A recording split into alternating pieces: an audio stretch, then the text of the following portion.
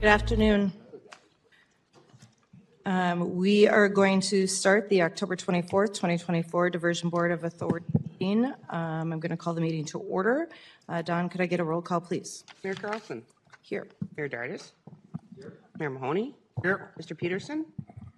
Mr. Hendrickson. Mr. Pepcorn. Here. Mr. Ebinger. Here. Ms. Kolpak. Here. Campbell. Here. Mrs. Sherling. I'm here. Mr. Grimberg. Here. Mr. Steen. Here. And Mr. Salzewald. Here. Quorum is present. Thank you. Moving on, could I get a motion to approve the minutes from the September 26th, 2024 meeting? So moved. Second. I have a motion and a second. Any discussion? Seeing none, all those in favor signify by saying aye. Aye. Any opposed? That motion carries. Moving on, do I have a motion to approve the order of the agenda? So moved. Do you have a second? Second. I have a motion and a second. Any discussion?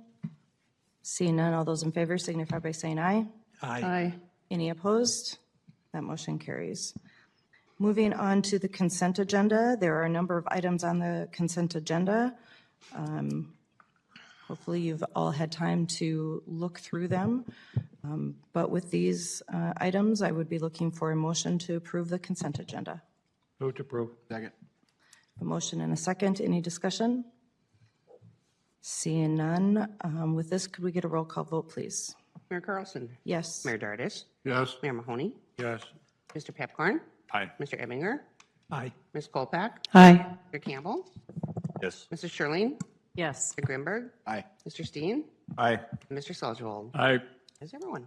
Thank you. Moving on to our regular agenda items, if we could get the co-executive director update, and I will turn this over to Mr. Michael Redlinger.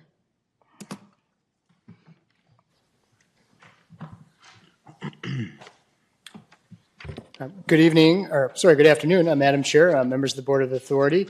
We just have a brief update today on our compensation study. We had a really nice conversation with our preferred vendor that will be doing this study, and that is a group called MRA. That's a group that the City of Fargo is familiar with.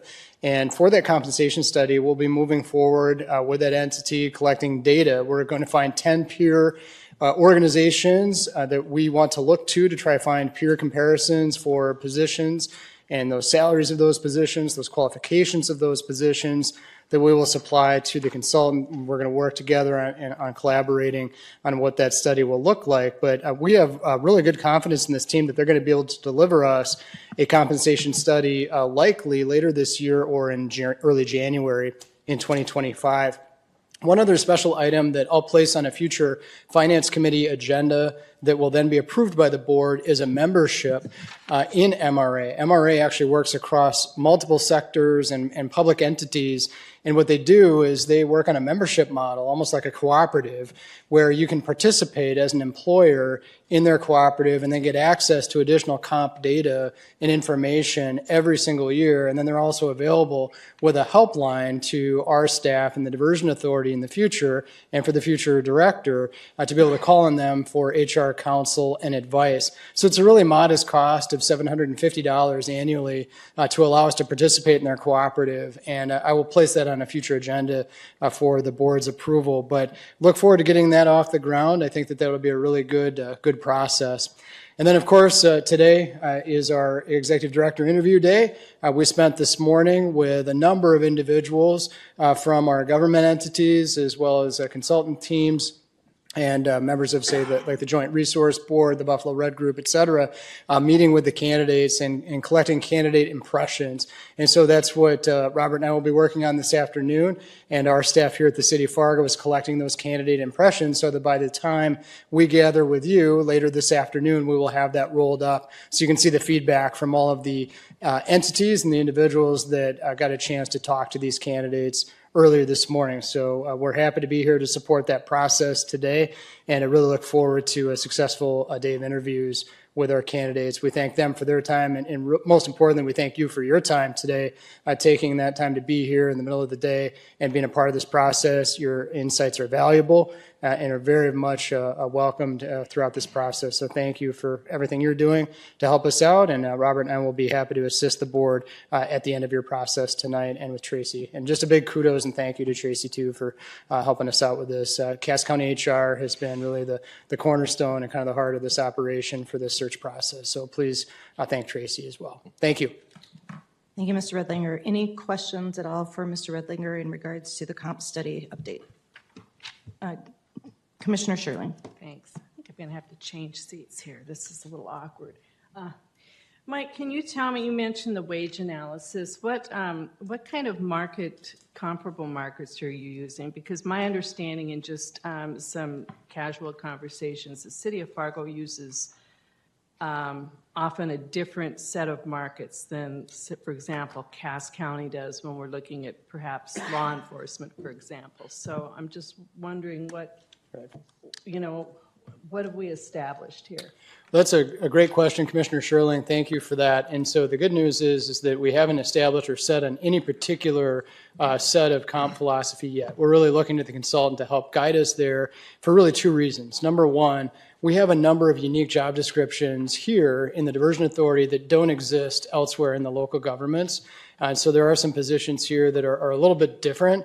As a result, a little bit more challenging to try grade and rate. But number two, what we will do is try to establish, as I mentioned, 10 peer entities where we think these positions may exist. They could be in the private sector, they could be in the public sector, but I think that what we've heard pretty clearly from our planning committee and from the executive leadership of the board is that they want to be with the market, certainly, but perhaps not a position of leading market or leading well beyond market, but rather being with the market so that we look commensurate and comparable to the other government entities of which the Diversion Authority is comprised. So if you think about the comp philosophies of Cass, Clay, Moorhead, Fargo, and West Fargo, we want to try, even though these are different jobs, try to pattern a bit of a look and a feel to something like that, where it's a step and grade system that perhaps will have 8, 9, 10 steps to top of range, but the individuals are really coming in with movement in a predictable comp model that will happen in their tenure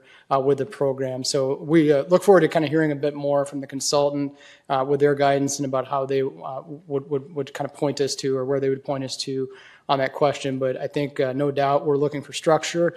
And my last comment would be that we're looking for durability.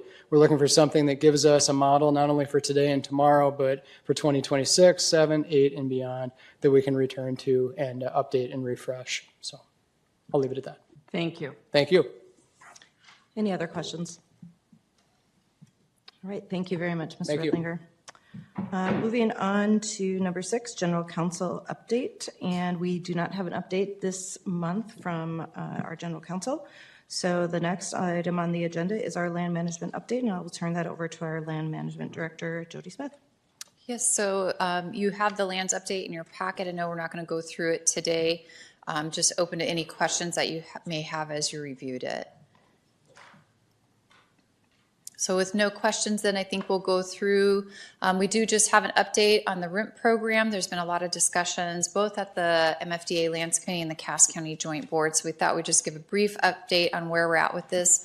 On the next slide, we go over the need for this. So the FM diversion required displacing approximately 12 farmsteads. This program is actually open to not just farmsteads, but rural businesses and nonprofits. We recognize there'd be a challenge with the Uniform Relocation Act and relocation benefits that were primarily there for residential properties, but really not situated for rural businesses and farmsteads. So again, this program was loosely based off of something that had been created in Minnesota. So the team worked many years ago prior to me starting here, devising this program. On the next slide, then you can see just an overview that the goal was to ensure that the construction and relocation for these producers was in place. It was important to us that we ensured that they could come, they could relocate within the region if they wanted to, and kind of help fill that gap when we do an appraisal. The appraisal is based off of market value, today's market, and we understand to rebuild a farmstead. Some of those buildings are 100 years old, and so the appraised value versus having to do a new build there could be a vast difference there. On this next slide then, again, some of the eligibility, you must operate a business or a farmstead or have a nonprofit. This is a forgivable loan, so for the first 5 years, it is a full value loan, and then it's reduced 20% per year thereafter. On the next slide, the eligibility, again, we kind of talked about that earlier. They have to be displaced. We do require that they provide us with documentation that their farmstead and all the structures out there are attached to their business. There's separate compensation for residential structures. We do have a guidance document. This board has reviewed and approved that guidance document. It's fairly thorough, so at the end you get a wrapped up report, and the MCC, JPA, and the Cass County Joint Board get a finalized number and something kind of in a package, but really there's months of work that goes into that because we need to acquire a lot of quotes and the appraisals and talk about depreciation and site work and everything that goes into that. So it does include our appraisers, our land agents, our management consultant staff, and of course legal counsel, just to get to that point. On the next slide then, you can see just the process. So we do have an approval process, a pre-approval process, just like if you go to buy a home, you go in and get your loan pre-approved. We do have that go into the boards because it takes us months of work to get us to the point where we would present that report to the board. We don't want our land agents and our consultants working and doing time on something that the board may not authorize in the future. We do have the loan RIMP report, and of course we actually have a mortgage and a promissory note and an escrow account. And again, we work diligently with them as they're paying those out. I know Mr. Helvey gave a presentation yesterday to the Lands Committee and this morning at Cass County Joint. Once those are released from the escrow account, he does frequently drive by the farm sites just to check in on them, sometimes take pictures. If somebody says they're building something, we want confirmation that that building is being built. On the next slide then, just so you know, our current budget is $20 million. When this was originally started, there was a budget of $5 million. Just weren't quite sure if there'd be the appetite from the producers to apply for a loan program. We have found that it's been exceptionally productive for us to have this. It's a tool in our toolbox when we're negotiating settlements. Not all producers want to rebuild. Some of them are seeing this as an opportunity to retire, but many of them do want to rebuild. So we have obligated or spent the $12.3 million. We have about $3 million on the table, meaning we have offered it to them. It is in our settlement negotiations, so it's a soft obligation essentially, and we will not spend those funds until we either settle with them or determine that we're out of money for the program. We have about $3.5 million in future loan estimates. So we sit down with the land agents, and based off the appraisals and communications with the property owners, we make some assumptions on who may or may not be eligible for the program. Again, they are not pre-approved, and so we have not set these funds aside for them. That leaves us with about $1.1 million remaining in this program budget. On the next slide then, you can see we tried to tie these out. So in the middle of the screen, there's an apple green color dot, and that is the Westby location. They're right in the Camel Hump, and they actually settled with us with the Cass County Joint Board through a land exchange, and so they were able to relocate their rural business just on the eastern side of SE2B. And so each of those dots then correlates with one of the pinpoints. You can see where they're moving from in the upstream mitigation area out to a different location. The Richards are the yellow one. You can see they're one of the ones that probably moved the furthest away. And so they have, had quite an undertaking. They're almost complete with the relocation. They do have a vacate date of January 15th of 2025. So most of these farmsteads are actively relocating, and I'll show you some pictures on the next slide. I think we must check those out. Are there any questions that I can answer about this or any of the lands updates? Any questions for Ms. Smith? All right, seeing none, Okay, thank you very thank you. much. And just a reminder to board members that if you do want more information regarding the property acquisition status report, that is on page 134 of our packet. Moving on to the finance update, I'll turn it over to Mayor Davis. Finance Committee met yesterday, and there were $8,638,140.44 worth of bills that were presented for this reporting period. Our net cash position at the present time is $294,973,488. We also had an update of our cash budget draft for 2025. It increased by about $2 million. But there are still a number of projects that are, we're not sure how they're going to be, if they're going to be completed in 2024. So there may be a lot of transfers that take place moving forward into the cash budget of 2025. So we'll have to wait and see how that's going. There's a number of projects that we thought would be completed in 2024 that have not. With that, Madam Chairman, I stand for any questions. Excuse me. We also got a brief report on sales tax collections for the 2022, 2023, and estimated for 2024. We'll have more information coming forward at the next meeting. There were some discrepancies as to how it was reported, and so we'll have an update on that and be much more accurate. Thank you, Mayor Dartis. Any questions for Mayor Dartis? Thank you. Thank you. Moving on to project updates. I'm going to turn this over to Chris Buckegard for 9A, B, and C. Thank you, Chair Carlson. Members of the board, quick update today. Terry couldn't join us this afternoon, so I will give a quick update on the core progress. A couple of things, I probably won't go into as much detail as Terry would, but a couple of things that I've noted the last few weeks. They are nearing completion of the assembly of the second gate at the Red River site. Was out there yesterday with our executive director candidates, and it looks like they're getting that very close to being completed. I also know the Corps of Engineers is on site at the manufacturing plant this week doing their final inspection of the gate manufacturing side of things in Alabama. So again, nearing completion of the third gate as well as far as having that being able to be shipped.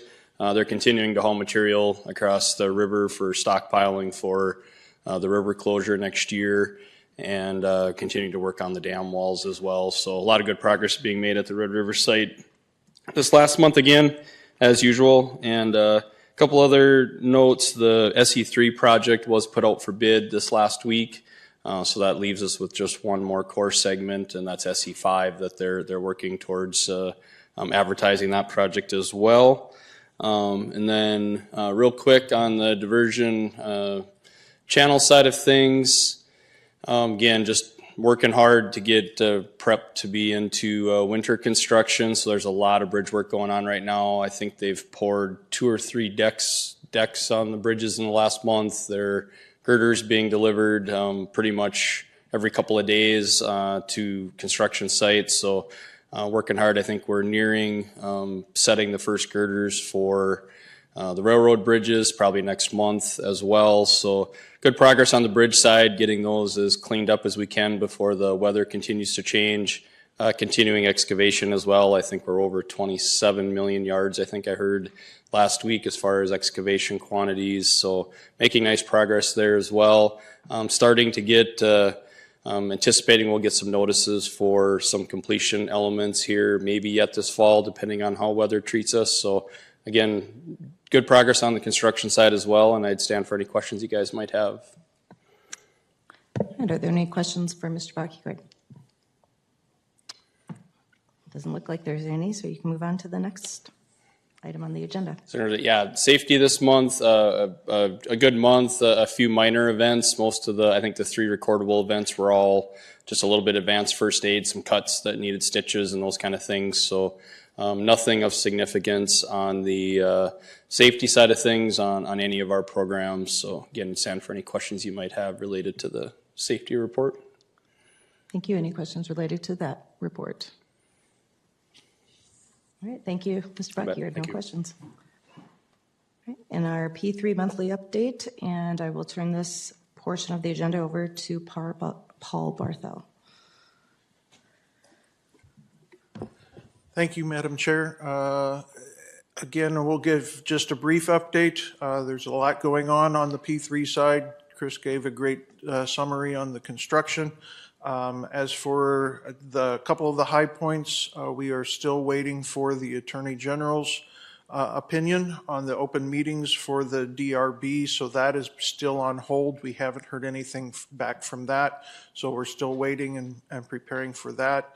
And then the other side of that is that there have been continued dialogue and continued negotiations with the developer on a change order to incorporate some of the fish passage issues on, fish passage portions of the two aqueduct systems. We are very, very close to getting that one settled.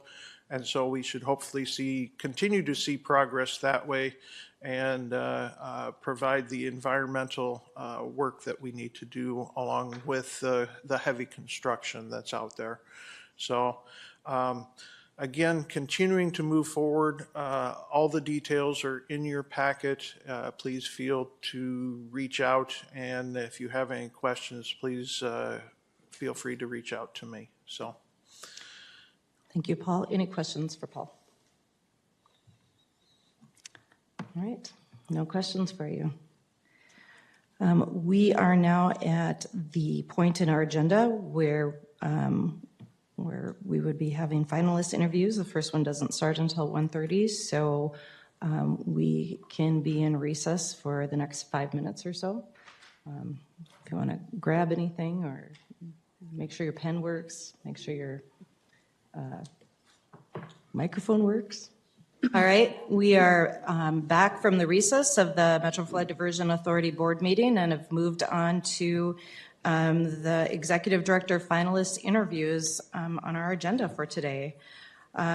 First of all, this has been a very long and arduous process to get to this point where we are at today, and I really want to extend a lot of gratitude and appreciation to our co-executive directors who have gotten us to this point. So thank you, Mr. Redlinger and Mr. Wilson.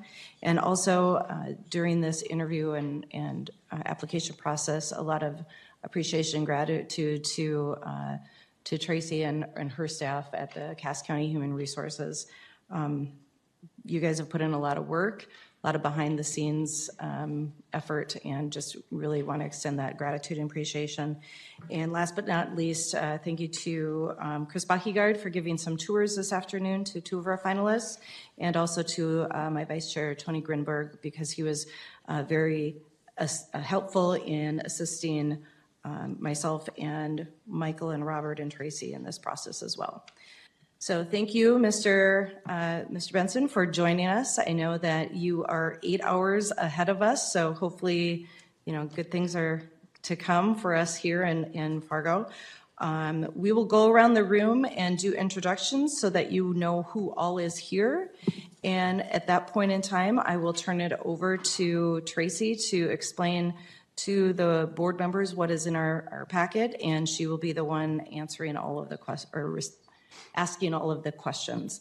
So Shelley Carlson, board chair and mayor of Moorhead, and I'll turn to my left to have my vice chair introduce himself and around the room.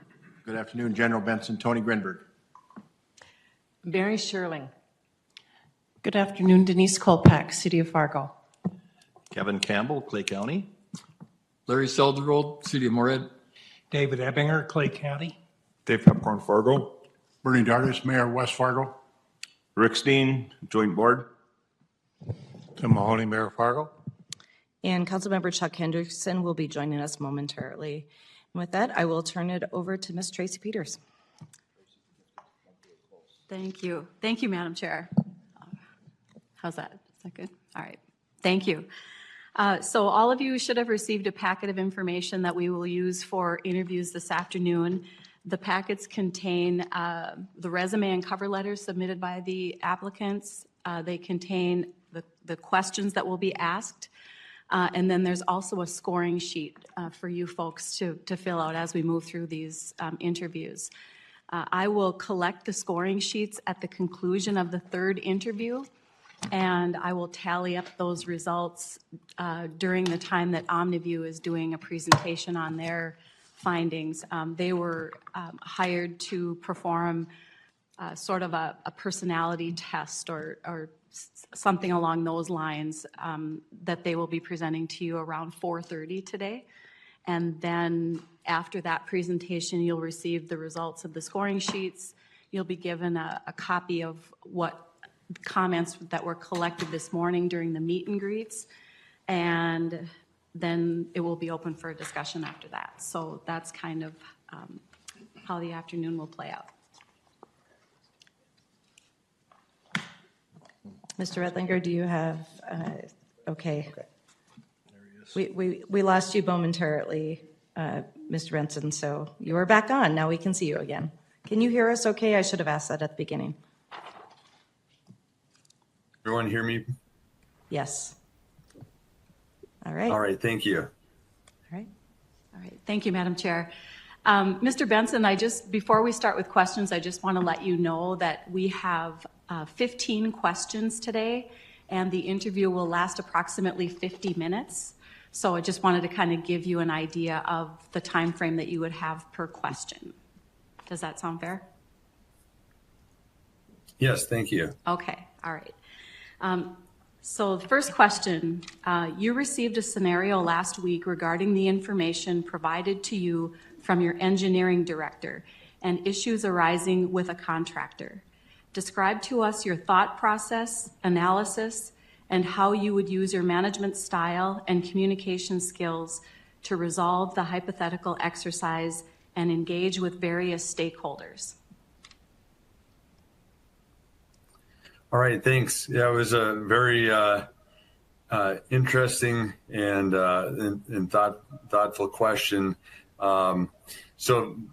But the first thing that I did as I worked through this process was really identify the core issue, and then from there, went through and identified the key components of how I would resolve the issue, and then there were some additional items of interest in the contract. Or in the scenario where the contractor, because of various political affiliation, potential threats to diversion authority employees, and some other challenges, I addressed those outside of the contractual issue because I think first and foremost, we can't let emotions drive contractual agreements and processes, but at the same time, those types of issues, such as concerns of employees and threats, definitely have to be addressed in a formal manner to make sure that, as I stated in my written statement, that all of our employees deserve to work in a safe environment where they're treated fairly and equitably. All right, thank you. Mr. Benson, please describe your last position and tell us what you liked best about the job. All right, thanks. So I've served as the Cass County engineer since 2011, so the last 13 years. And I think the biggest thing that I've enjoyed with the job is the variety of functions and interactions that I have in that role. As the county engineer, I participate in a wide number of boards and interact with a lot of commissions, as well as have the opportunity to interact with a wide range of different community officials.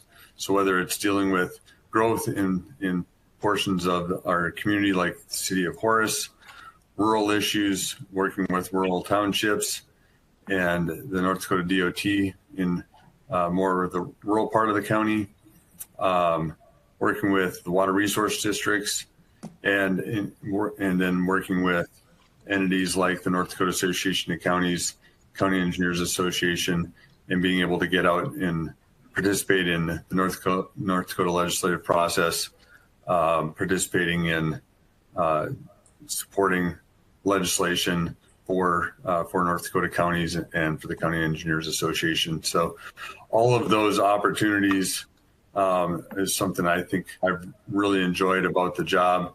It gives me a wide range of things to manage and a wide variety of disciplines to deal with, including not just highway and roads and bridges, but dealing with water resource issues, the diversion project, vector control, mosquito control, which I've dealt with, quite a bit in the summer months, and then planning, being very active in the planning process with the planning department that falls underneath the Cass County engineer, and dealing with the planning, the Cass County Planning Commission. All right, thank you. What would you consider to be the skills that are necessary to be an effective executive director, and how would you bring your specific skills to the executive director position? All right, I think some of the key skills is the leadership skills to lead the organization. So having an understanding of how to lead a dynamic organization that is changing and growing, or will be adjusting as we move the project from construction to operations and maintenance. And then beyond that leadership, I think the collaboration, as you look across the table, all of you sitting there, there's a wide range of experiences, wide range of organizations that you represent, from Fargo-Moorhead, West Fargo, Cass County, Clay County, the water resource districts. So understanding the interaction of all the entities that participate in our members of the Diversion Authority, plus understanding and being able to collaborate with other entities such as rural townships and in smaller cities, and probably more importantly, the Corps of Engineers, building those relationships with all those entities, including continuing to build upon our relationship with the Corps of Engineers staff out of the St. Paul district. All right, thank you. Describe to us your experience with implementing public sector HR policies and procedures. All right, thanks. Yeah, so about 7 or 8 years ago, the Cass County Human Resources did an update on its policy for the overall personnel policy, and I sat in on that as a member of that small committee that included that time the then HR director, as well as the county administrator and several other county department head staff. And so that was definitely a great experience in helping to rewrite that manual and understanding the various policies and labor requirements, labor laws. Through my master's degree at University of Mary, I also had several classes on HR responsibilities in management, and then through my military experience, I also served as a human resources director on my deployment to Iraq, where a lot of the function was understanding the military regulations to human resources for promotions, annual evaluations, awards, and those types of activities. So I've had kind of a wide breadth of HR experience, as well as just the annual process that we use at Cass County to evaluate positions, whether it's a new position or a changing position, so that we can reevaluate how someone's position has changed and how that could impact their scale of pay, whether it's their pay grade or the step that they should be at.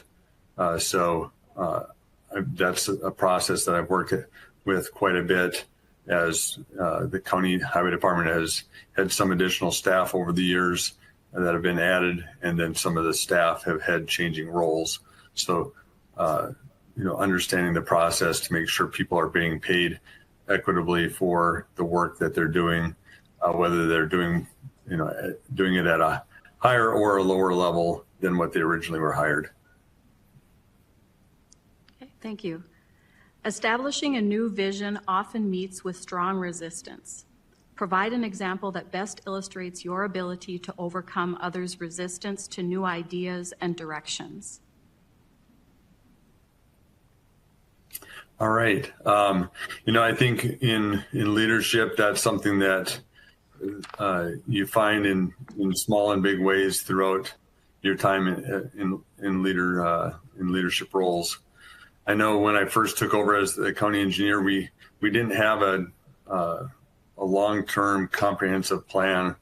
And so that was something that over the first 2 years that I worked with our staff and really tried to push towards developing. And there was some internal friction and pushback, because with the thought that once we have a 5-year comprehensive plan, that it's going to lock us in and we won't have some of the flexibility, or there's just the amount of work and effort to put into building such a plan and product. But once we were about a year to 2 years into having that 5-year comprehensive plan and updating it every year, and it's something that the County Highway Department staff continues to do and continues to update every year, it's shown that it's been a product that is not only used by the Highway Department staff, but used by the elected officials, by the general public, to really identify and understand why we select different road projects, why we select different bridge projects, and as well as just understanding the 5-year outlook for funding and overall projects for bridges and roads. How would a subordinate describe your leadership or management style?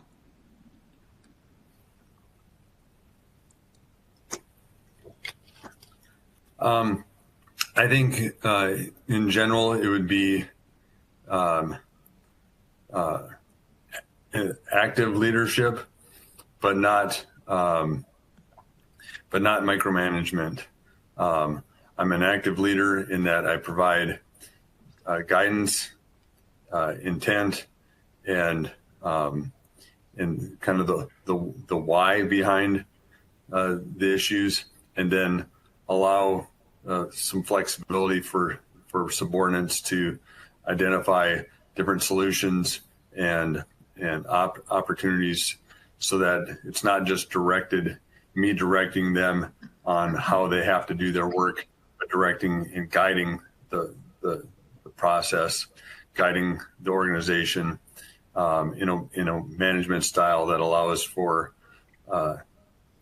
people to use their skills to bring out the best in them and bring out the best in the organization. Part of being a leader is the ability to remove obstacles that stand in the way of your employees' success in executing a plan or assignment. Tell us about a time that you were the most proud of your ability to remove obstacles. Oh, that's a good question. Let me think for a second.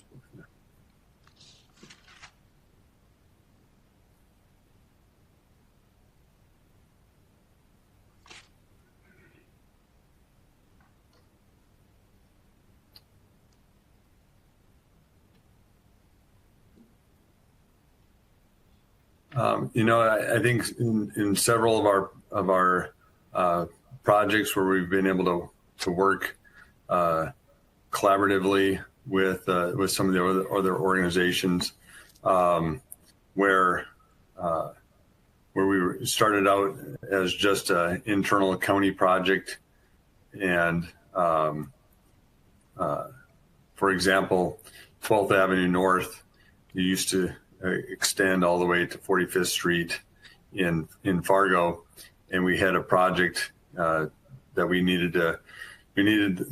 had a lot of issues, some safety concerns with that road because it was a narrow 2-lane asphalt paved road.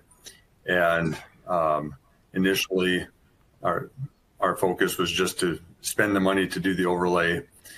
And then through some meetings with MetroCog, working with Fargo and West Fargo, we ended up combining the project with a number of federal aid opportunities and built that project out to where the first half mile or so that was in Fargo, immediately west of 45th Street, got built as part of the project, as well as the components that were inside of West Fargo from where the city limits of Fargo end, and then all the way out to the Cheyenne diversion. And that project ended up being a 3-lane concrete road that significantly improved the safety and the transportation, especially since it's a heavier truck route.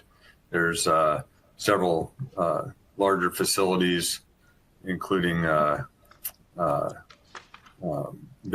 larger businesses and aggregate and concrete facilities. So the overall project in the end became a much bigger, much better project and brought in funding from a lot of other sources instead of just the county. And so our roughly $1 million that we would have spent on the asphalt overlay went towards this larger project, collaborating with Fargo and West Fargo to get the much larger project complete. And in doing so, my staff that initially were working on just how they could do this asphalt overlay, and by me doing the collaboration and working with the cities of Fargo and West Fargo, we were able to work past those various challenges and get the bigger project complete. Sometimes we find ourselves at odds with positions that may be strongly held by key figures in the organization. Tell us about a time when you had to tactfully disagree with a key figure to avoid escalating conflict. What did you say or do? Well, as the county engineer, I've had a number of different interactions, especially with members of the public and some of the more rural districts. And for example, down in Horace, the Horace area with Stanley Township, I've had a number of ongoing challenges with the planning and zoning aspects of the county and Stanley Township. And over the course of a number of years, I've continued to participate when asked in those township meetings, even though I know that they're going to be very challenging because I'm going to be asked some probably some tough questions and not be brought in a very good light based on some of the comments from some of the people. And so, to me, I think it's all about being professional, sticking to the facts, and not making it personal, and not saying things that would be unprofessional or demeaning. So that's how I've really approached it in some of those tougher meetings, like down in Stanley Township. Again, stay professional. Don't let emotions get involved. And if it is something where we can, if possible, then to ask to take it off to the side. Maybe it's something that there's some other behind the scenes component that you're missing, and it's more challenging in a public meeting. But in that way, if you can talk off to the side, it provides an opportunity to discuss it with somebody where maybe in a public setting they feel more with their back against the wall, and they're going to be a little bit more aggressive in how they respond to you. Describe the most difficult or challenging work-related problem that you have solved. What was your approach for analyzing and solving the problem?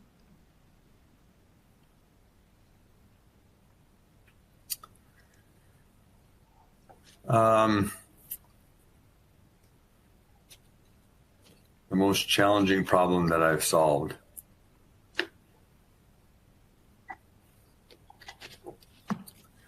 Well, I've been fortunate that I've had a wide range of experience and opportunities from flooding to road projects to the military. One military experience that I had was in 2017. My armored battalion that's headquartered in Moorhead was tasked to deploy to Lithuania for a NATO exercise. And once we were there, we had 72 hours to get the ship unloaded and have everything moved across the country of Lithuania. But yet we only had several hundred soldiers to complete that task because of different requirements for soldiers that were as far as how long they could be on orders for their 2 to 3 week annual training. So with that, we had a very comprehensive task and built a very key logistical and tracking processes to make sure that as every tank and armored vehicle came off the ship, that we had the right people with the right license on the right equipment to load it, get it on whether it was on a train to ship it by train, on a truck to ship by truck, and then offload it on the far side. And we were able to complete that in the allotted time, and we were commended by the overall commander for U.S. forces or U.S. Army forces at the time. So that was definitely kind of an out of the box scenario that I had to deal with. Ultimately, we ended up having over 800 soldiers that took part in the exercise, but again, because of that fell underneath, and those 800 soldiers fell under my command, but because of the interactions, again, based on their timing of how long they could be there for training, it was definitely a challenge to manage the activities and the capabilities of each soldier and each piece of equipment. Describe your experience with financial data. How proficient are you with financial data? Provide an example that illustrates your proficiency. Well, every year, since being the county engineer, I've taken part in our annual budgeting process. And so through that, I understand the financial process within the county and in the county accounting.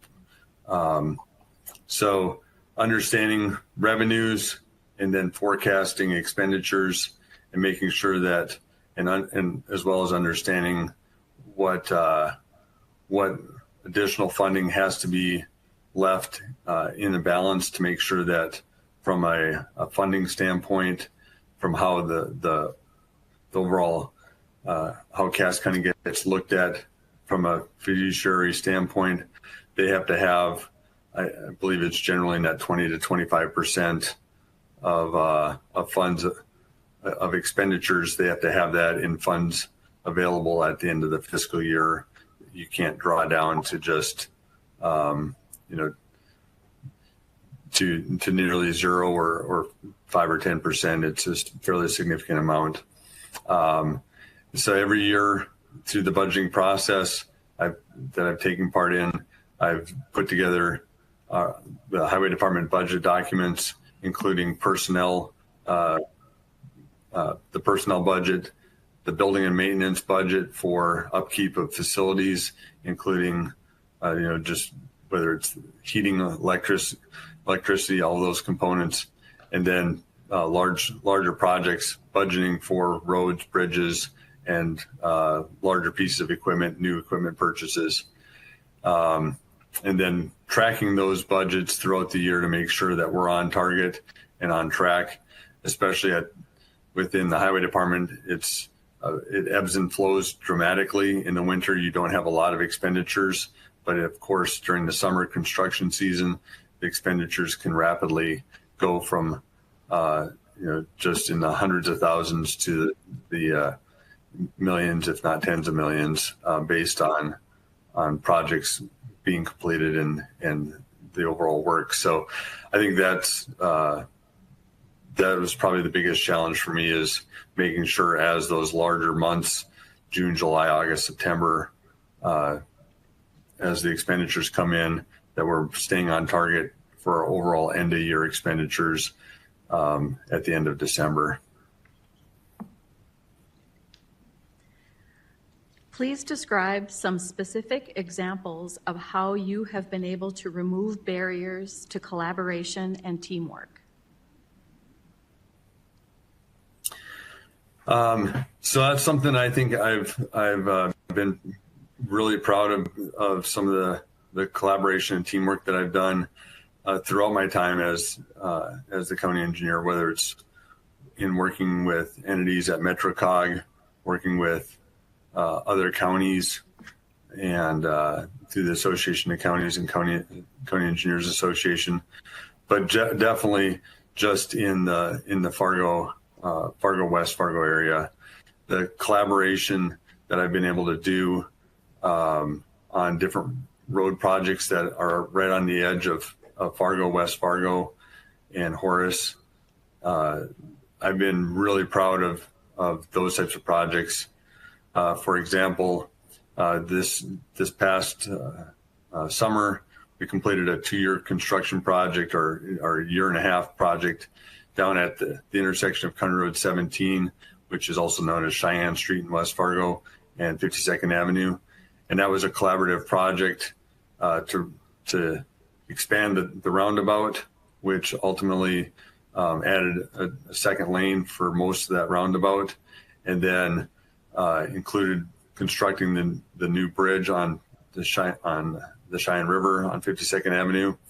And because there's a dam underneath there that holds water back for the Cheyenne River intake to the Fargo water supply, that was another component to that project. So working over multiple years, I worked alongside of Fargo, West Fargo, and Horace staff, as well as the North Dakota DOT, to work on getting that project collaboratively built and funded. And I think whether it's sitting down and having those initial discussions is important, and then continuing to build on those discussions. Sometimes some of these bigger problems, you talk about them once or twice, and maybe they don't really go anywhere, but you got to keep going after them, and being collaborative, and realizing that it's more about the overall taxpayer's dollar, because the average taxpayer, an average motorist, doesn't know when they're in that roundabout on 52nd Avenue, and when they're in Fargo, when they're in West Fargo, when they're in Horace, or when they're on a Cass County paid for road. And so it's important that we come together to build the best infrastructure at the lowest price for all of our taxpayers. Tell us about a time when you were able to stand firm in your position without alienating others and eventually gain support for your position.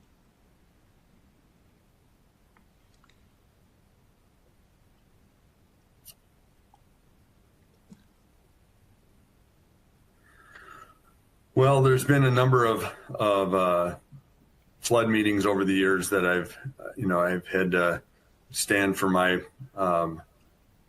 my thoughts. Like, for example, after the 2009, 10, and 11 floods, the Cass County Highway Department was active in acquisition of a large number of homes down in the 76th Avenue, Forest River, 88th Avenue area, and in collaborating with the county commission, understanding their desires and the county's perspective for the acquisitions. When I was at public meetings, I would often, have a lot of negative feedback about the county's position, and so I had to, be firm, stand strong on behalf of the county, even though it's challenging when you're looking at someone in the face and they may have tears in their eyes as they're contemplating losing their home through the acquisition process. But you have to stand firm but at the same time, you have to be compassionate when you're working with people like that. You just can't be dismissive of their thoughts, because their thoughts and their emotions do matter. So standing firm, but being respectful. Give an example of a situation in which you prepared a plan for a team that you led, which was not successful or not completed as planned. How did you deal with being unsuccessful, and what did you tell your team members?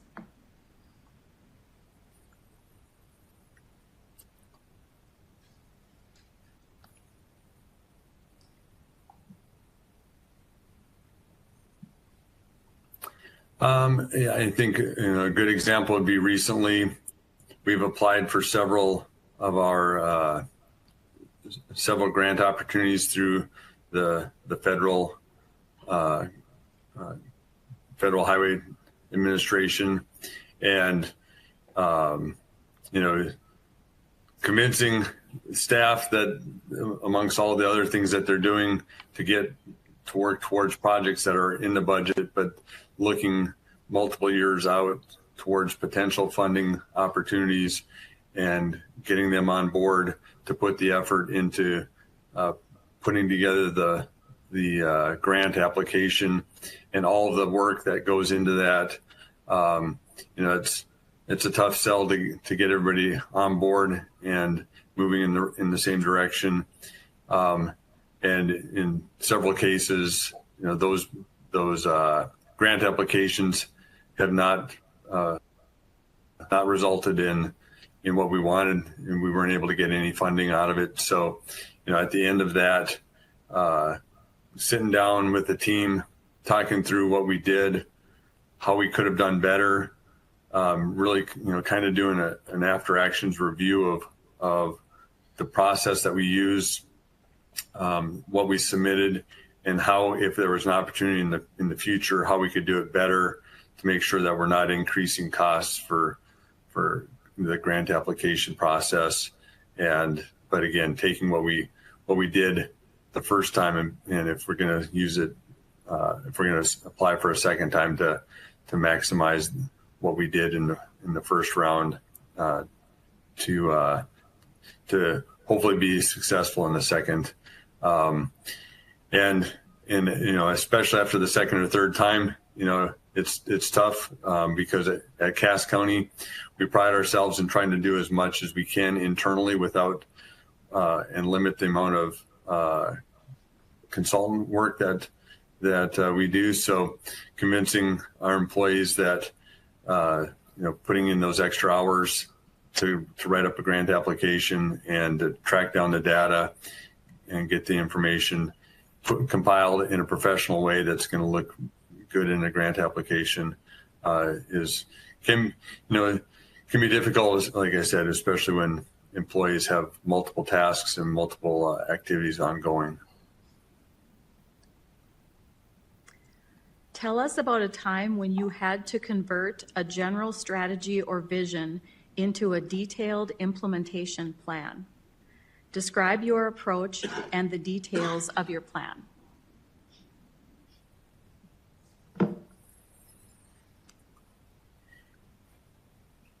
Yeah, I think my example of our 5-year comprehensive highway and bridge plan.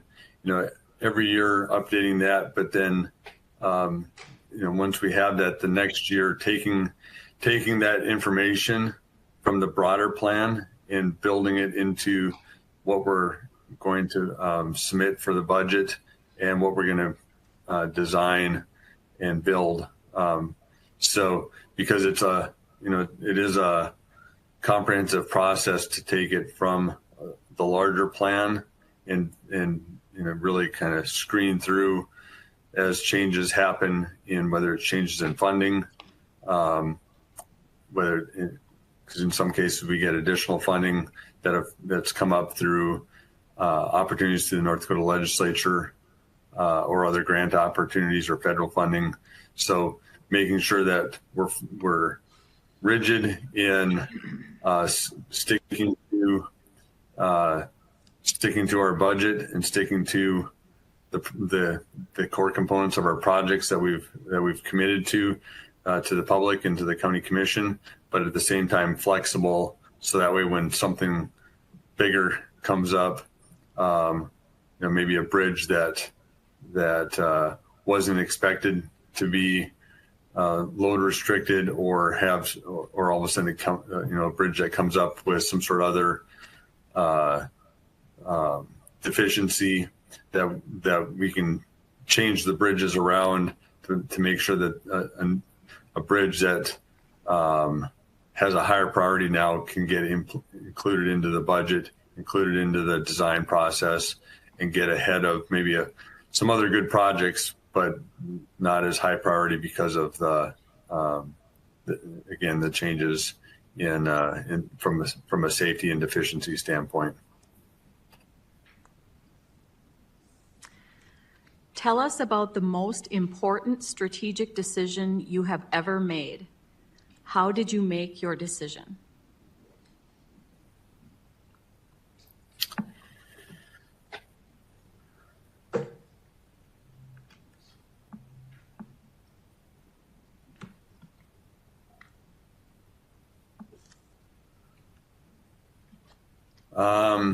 That's a great question.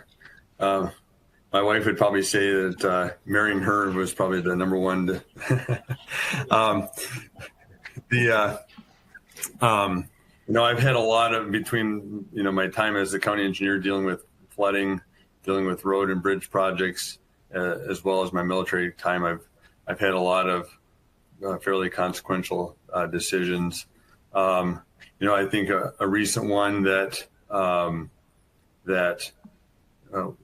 worked out great and was a big challenge on how we were going to get after it was the spring of 2023 flood, where we had to quickly come together as a team between Fargo and Cass County on how we're going to build sandbags and where we were going to do that.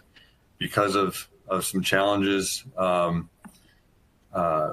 we decided, and I really pushed for that we could do that at the Cass County Highway Department, and we were able to move forward with that, collaborate directly with the city of Fargo, and quickly build the team, get the volunteers in, and in short order have several 100,000 sandbags built for both the city of Fargo and for Cass County rural residents. And so that was a decision to bring to the county commission and bring to the city of Fargo that Cass County, that we could get it done and support the community with our sandbag operations. And it ultimately was very successful. It was very demanding, very, very stressful time. But at the same time, it ended in a very successful campaign to get those sandbags built and be prepared for the floodwaters. Fortunately, it didn't get as bad as we thought it, but again, we always need to be prepared. Thank you. Thank you, Mr. Benson. and thank you, Tracy. Board members may have follow-up questions, but we also want to make sure that you have an opportunity first to ask us questions. We will end the interview promptly at 2:20. So let's first start with you, and if you have any questions for us. All right. Well, first, thank you for the opportunity today. I really appreciate it. I know it's been a big process to go through the selection, and I'm really honored to be on the finalist list. And I appreciated the first round of interviews and the questions that were there. I guess my only question would be, when it comes to the overall executive director position, is there anything specific that you think I don't know that I should, that is that would be a top challenge or top issue that maybe is recent that I'm not aware of? Well, that is an excellent question for us. I could think of probably 10 different issues and challenges that have presented itself in the last 6 months or so. With any project of this level, particularly when you have split delivery, you have some friction that is going to organically just happen between the Metro Flood Diversion Authority and our P3 partner, and also the U.S. Army Corps of Engineers. And it's through that collaboration and constant communication that we are, hoping that we're going to be able to work through all of those issues to deliver the type of flood project that we want here in the Fargo-Moorhead, Cass, and Clay County area. In regards to you mentioned about the executive director position itself, really want somebody who is going to be able to lead the team and work with a multitude of different professionals. There's a lot of different elected officials on this board that are representing a lot of different entities. So you have 13 fantastic, wonderful personalities to work with, but you also have a multitude of contractors to work with. There's, a really great staff that has been here, that has been put in place over the last couple of years, and they've done a phenomenal job. So I think really somebody who is that leader that can look at that overall big picture, but at times be able to go down the rabbit hole and look at all the details as well. I don't know if Mayor Mahoney, if you'd like to add anything. Jason, your boss has been in the county in the past, and one of the transitions is it seemed that the previous executive director lost a little touch with board members. How are you going to guarantee that you move on to Board 13 and keep the relationships with the 13? We're going to have a strong chairman that's from the county, but are you going to listen to our Minnesota partners? How are you going to manage that? Thanks, Mayor Mahoney. I think it's being first open and accessible to the board, not just to the chair, but to all the board members, and as well as those the committee, the heads of the various committees, because there are a wide range of different issues and a wide range of priorities based on each entity. So I think providing good, consistent communication to the chair, but strong communication across the overall board of authority and all the member entities. And then I know that for example, some of the experiences I've had in Moorhead, where I've had to communicate with the city there because of our vector control contract that we've got. And so it's just being open and honest in those discussions and try to work collaboratively to resolve, as we work across the borders. So I think that's something that I've had an opportunity to do. So it's not just my experience in Cass County with Fargo and West Fargo, but across a wide variety of entities. Great. Any other board members have any questions? Commissioner Kolpak. Yes, hi, Jason. Thank you very much. Denise Kolpak here. My question is, as this project continues, comes to its completion, and then gets into operations and maintenance, communication with the public is going to continue to be extremely important with transparency. So can you talk about your approach, both from preparation and kind of working with the media, your philosophy about responding to media and your experience with that?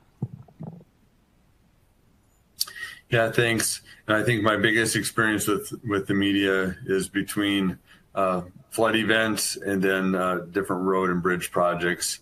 But a vast majority of it has been more with different flood events. And so it's being first open and available to the media, and then making sure that, trying to stay ahead. In some cases, the media, they want to showcase the story. And so you have the opportunity to get ahead of the story, or you can, let the story develop on its own without your input. And I think it's generally, it's better to try to stay ahead on the issue and reach out to, again, whether it's something as like opening up a new component of the project, making sure that we've got a good media plan to handle that, but also when we know something maybe more challenging that's coming down, how we have, that we have a good media plan to be able to not just be reactive but proactive. And then again, not just me, but making sure that the board and the chair are prepared and ready to answer any questions, especially if they're more technical of nature, or that some new information that they're not aware of prior to going in and doing media interviews. Thank you. And that is all the time we have now for this interview. So we really want to extend our appreciation for you to make the appropriate arrangements so that we could have the interview with you, because we know that you're probably going to get ready to go to bed after this interview. So thank you very much. And also thank you for your service, General. We really admire you for taking that on in your life. So, all right, thank you. And with that, yeah, thank you. I really appreciate the time. And with that, we will be in recess for another 5 minutes. Prepare for the next interview. Thank you. Thank you, everyone. If the board could commence speaking, that would be great. So we are on to our next interview with Mr. Daniel Sundberg. So thank you very much for joining us today, and I hope you had a great tour yesterday and participation with the meet and greet earlier this morning. I am Shelley Carlson, the chair of the Metro Flood Diversion Authority. I should say chair this year. And the Moorhead mayor will go around the room and we'll introduce ourselves. And then I'm going to be turning it over to the Cass County Assistant Director and HR Director, Tracy Peters, and she will be the one asking all of the questions and kind of setting the parameters of the interview today. So, and I will turn to my left for the vice chair to introduce himself. Good afternoon, Mr. Sundberg. Tony Grinberg. I'm actually the vice chair of the FM Diversion Authority as well as a Cass County Commissioner. Nice to meet you. Hi, Mary Sherwin, Cass County Commissioner. Hi, Denise Kolpak, Fargo City Commission. Kevin Campbell, Clay County Commission. Larry Selderold, Moorhead City Council. David Ebinger, Clay County Commission. Dave Peppercorn, Fargo City Commission. Sundberg, Bernie Dardis, Mayor, West Fargo. Rick Steen, Cass County Joint Water Board. Tim Mahoney, Mayor of Fargo. Chuck Henriksen, Moorhead City Council. All right, and we do have one individual that is missing from our board. We do have 13 board members, obviously representing Fargo, Moorhead, West Fargo, Cass County, Clay County, and then the Watershed District. So with that, I will turn it over to Ms. Tracy Peters to begin the interview questions. Thank you, Madam Chair.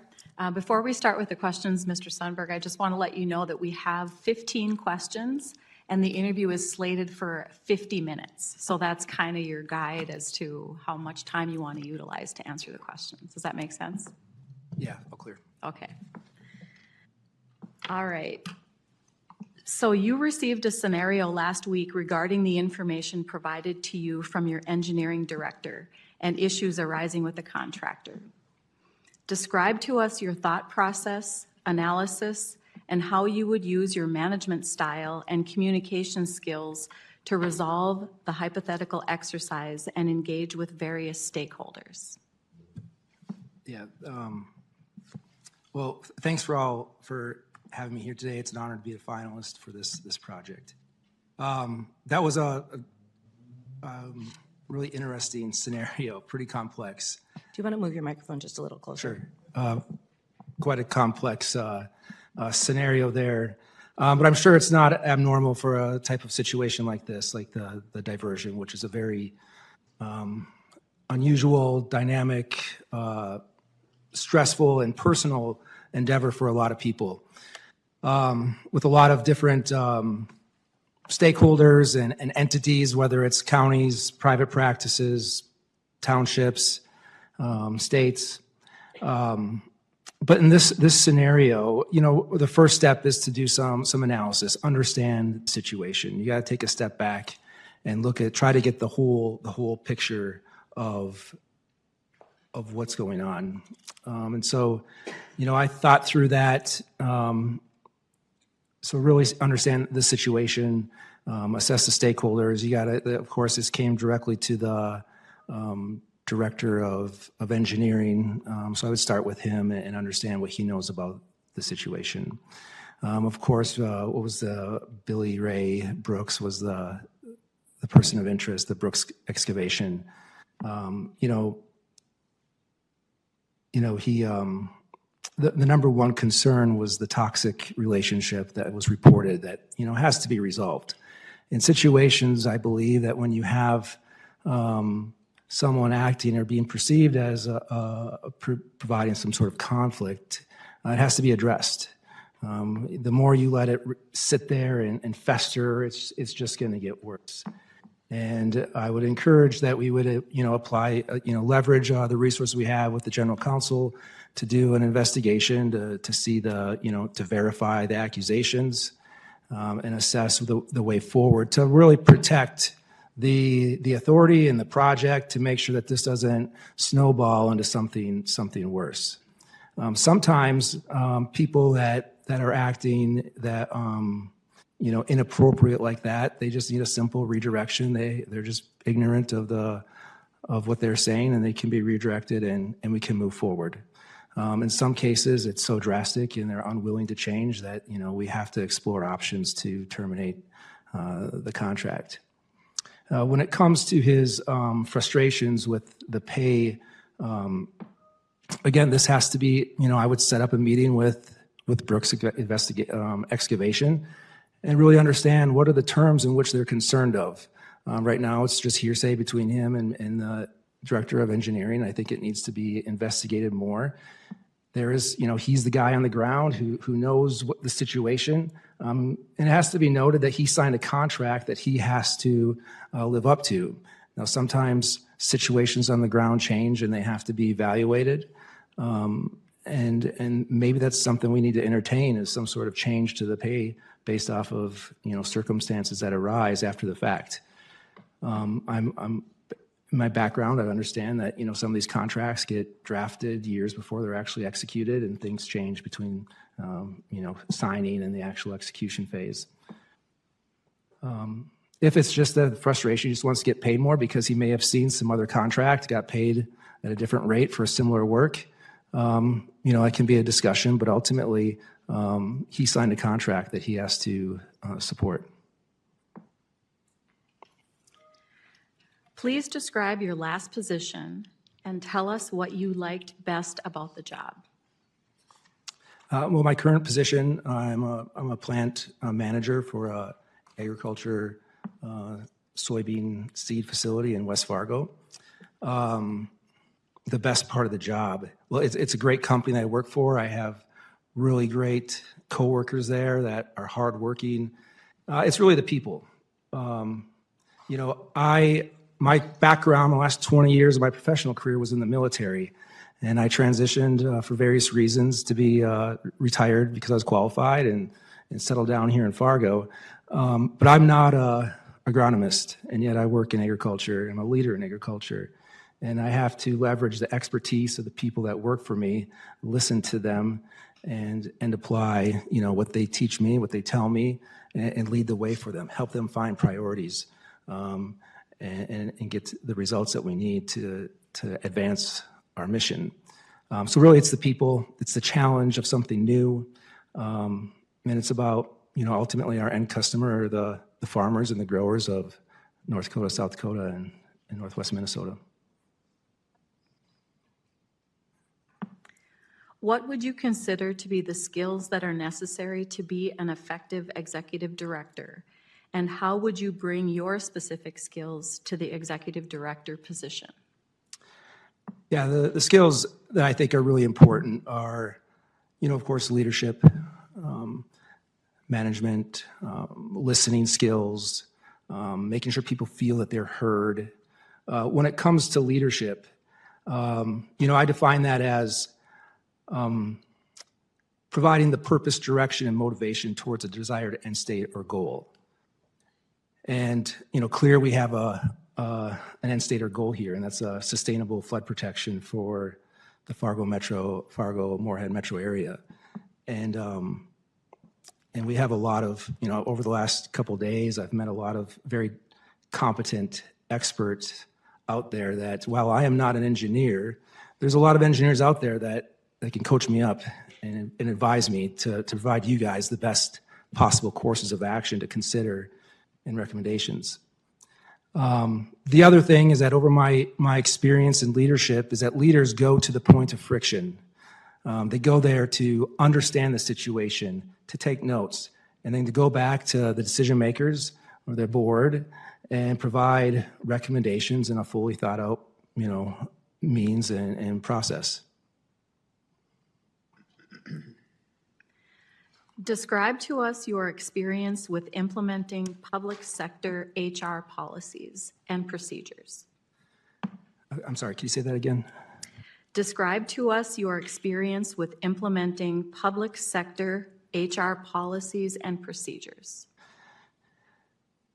Sure. So, as my resume states, I spent 20 years in the military, active duty, and a couple of the capacities. I was a commander in charge of soldiers, their health and welfare of them and their families.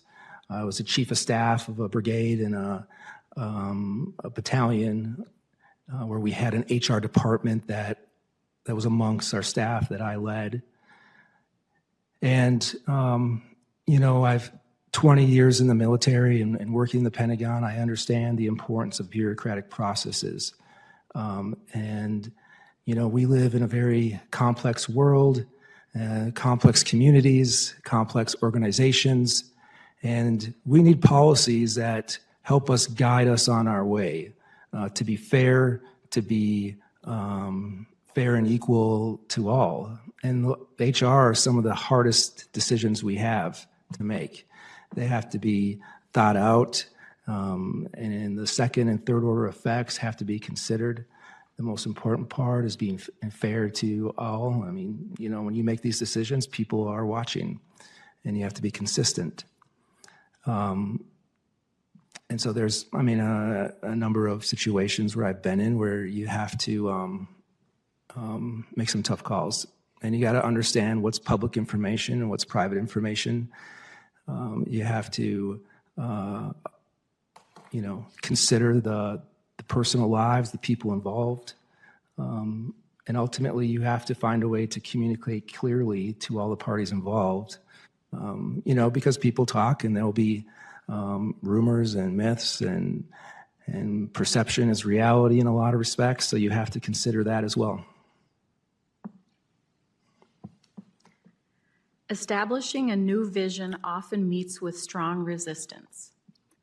Provide an example that best illustrates your ability to overcome others' resistance to new ideas and directions. Yeah, one of my last assignments in the military was I was the commander of Al-Assad Air Base. I was an Army officer in charge of an air base with an Air Force squadron on there.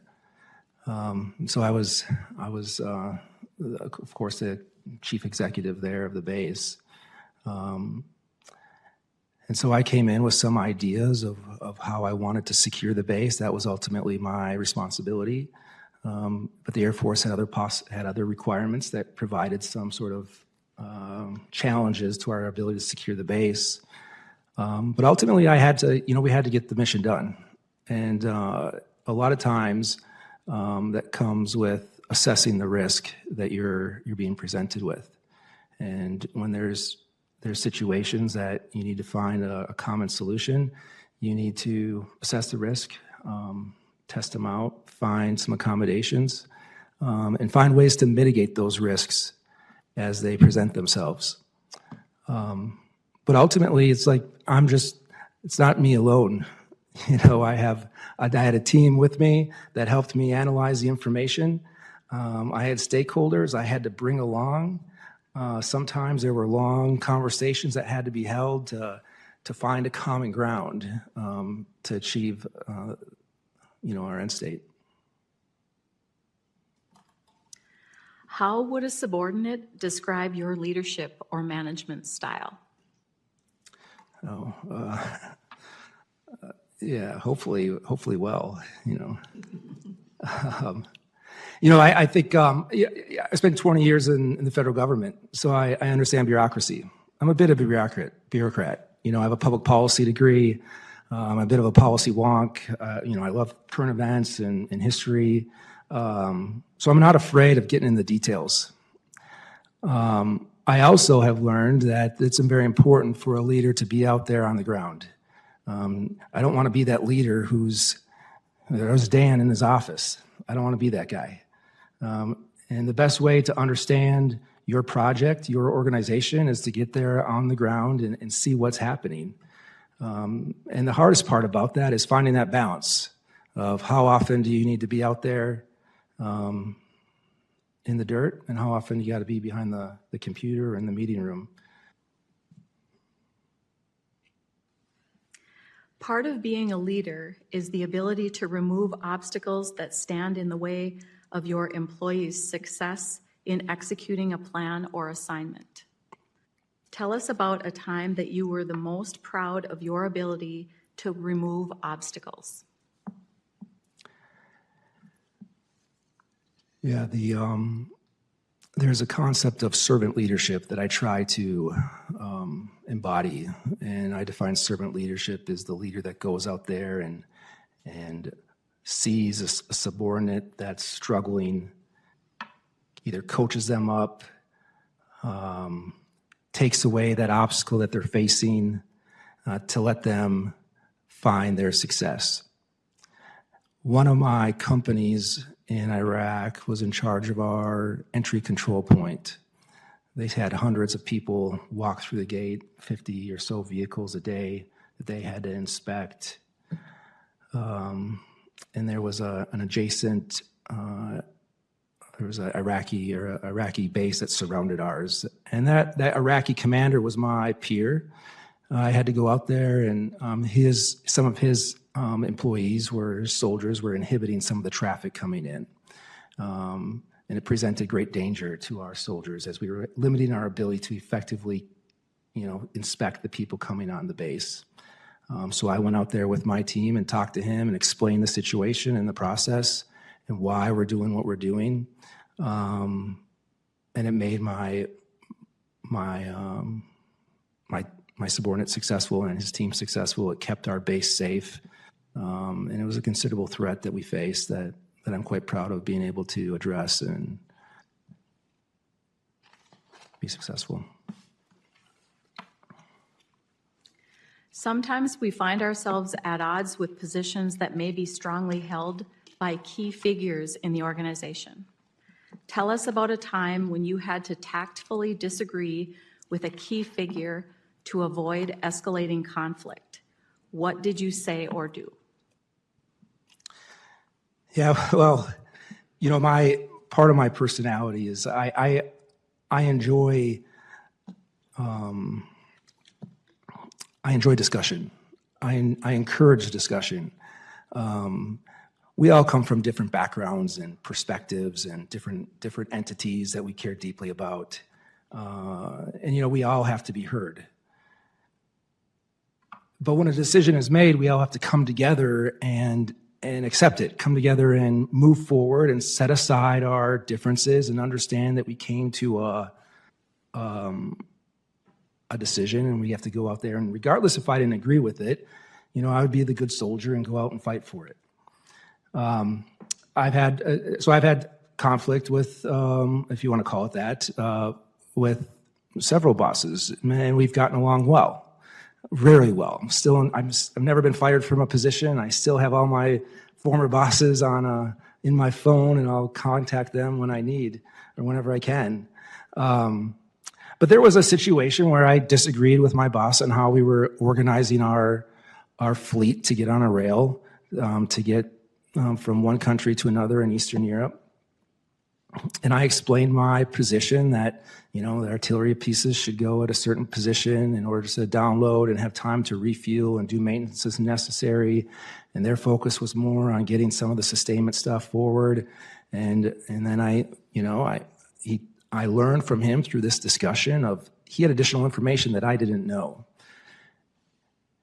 And it was because of that discussion that we had, and I learned from him that information that I didn't have at the previous time when I, was advocating for my course of action, that I then understood. There was more to the story than I knew. And once I had that information, I, fully supported, of course. Describe the most difficult or challenging work-related problem that you have solved. What was your approach for analyzing and solving the problem? The most difficult, work-related. So, the most difficult decision I've had to make was deciding whether or not to stay in the Army, maintain that career, or get out. I served 20 years in the military, really proud of it, extremely successful from my perspective. But it was time for me to, my oldest daughter is 10 and is 11, has lived in 5 different houses. So it was time for me to settle down and come home. And my wife's from Fargo, so we decided to settle down here, and we absolutely love it. But it is about doing you have to do mission analysis of the situation, really understand what's important for you, what's important for the organization. And then it's about coming up with courses of action, evaluating those courses of action, comparing them, scoring them, and then ultimately coming up with a decision or a recommendation to your board or your family or whatever the entity is that you're looking at. The most difficult, though, when I've come to a work-related decision, that's tough. I would say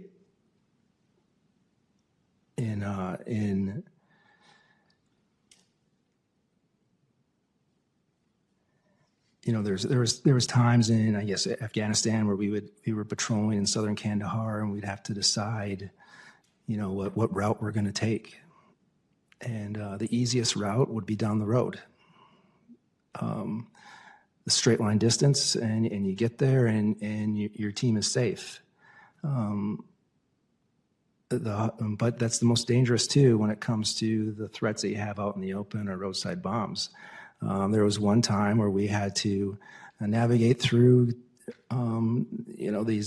these really treacherous grape fields, climbing over walls, taking the longer path is sometimes the safest. It's those situations in my career where I've been tested in very catastrophic situations would have made me better, and it has helped me develop to be a cool, calm, collected leader that in times of crisis can relax, can assess the situation, and make a decision. I'm really proud of my 6 deployments that my soldiers that have worked for me have come home, and a lot of that has to do with luck.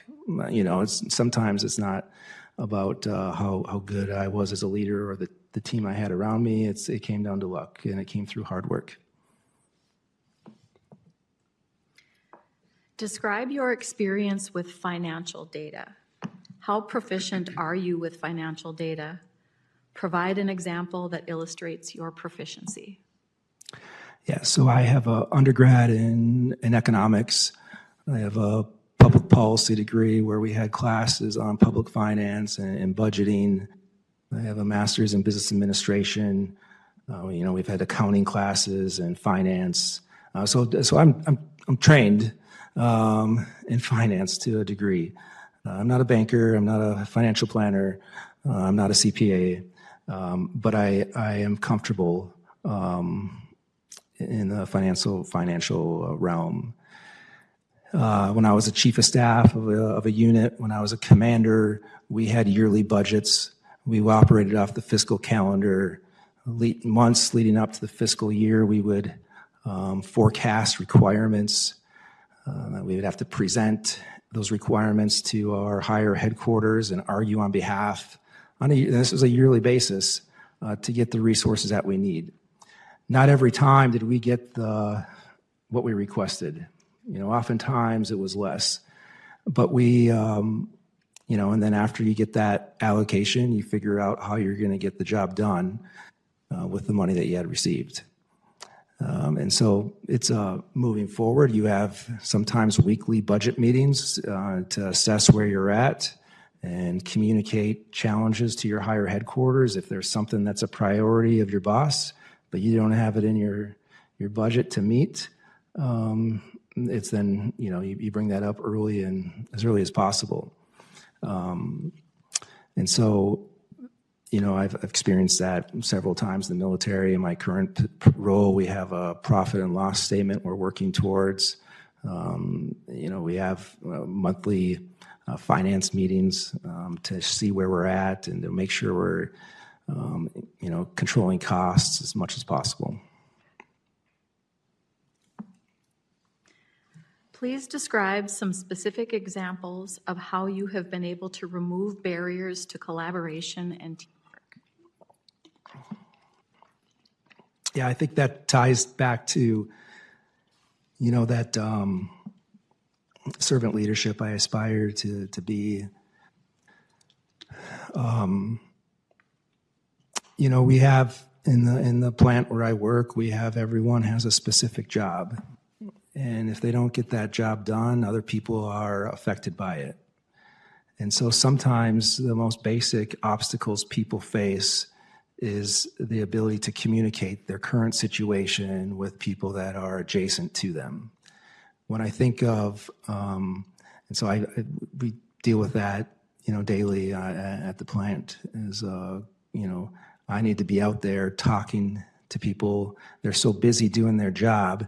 Sometimes they don't have the time to report up when the problem exists until it's too late. So if I'm out there on the ground, listening, talking, seeing what's going on and tying it together, that's where we find efficiencies. When I think of the project and where there's going to be obstacles, it's going to occur along the seams. And what I mean by that is between when one contractor is working and another contractor is working, how are we communicating between those?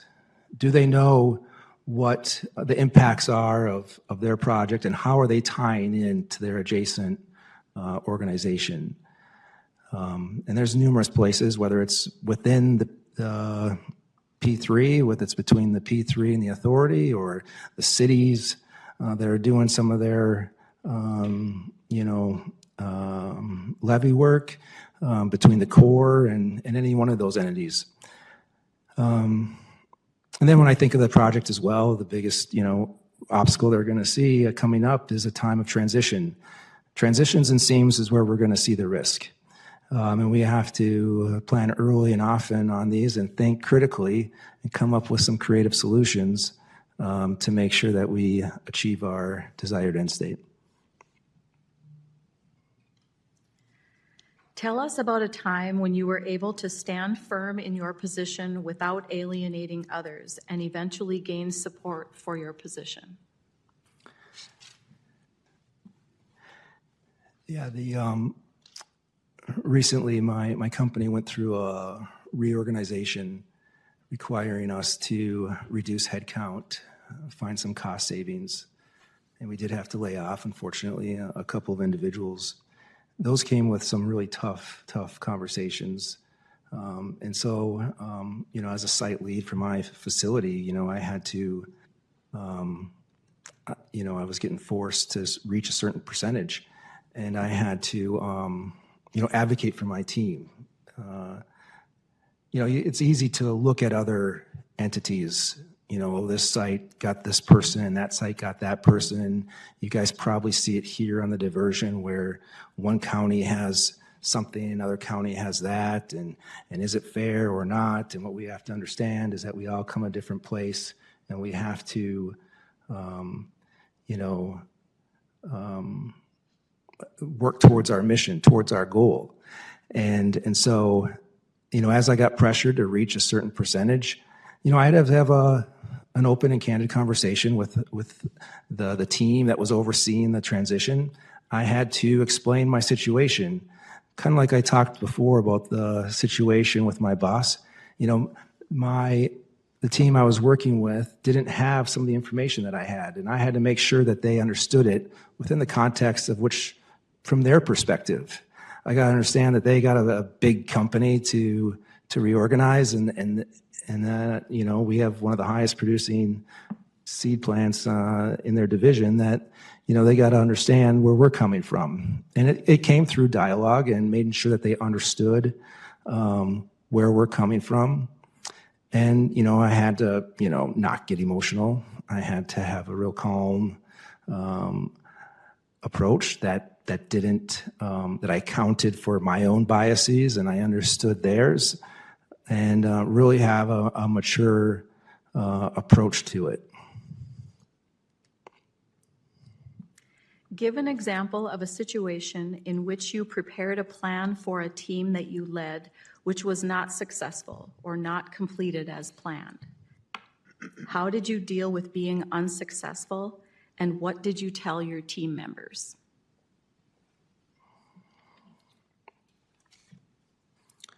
Yeah,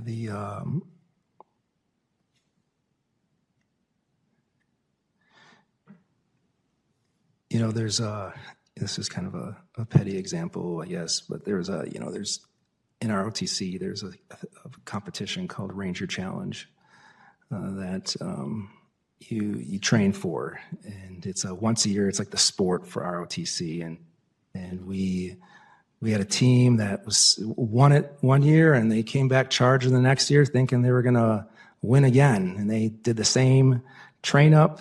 They played their heart out and executed the best they could, and they still fell short.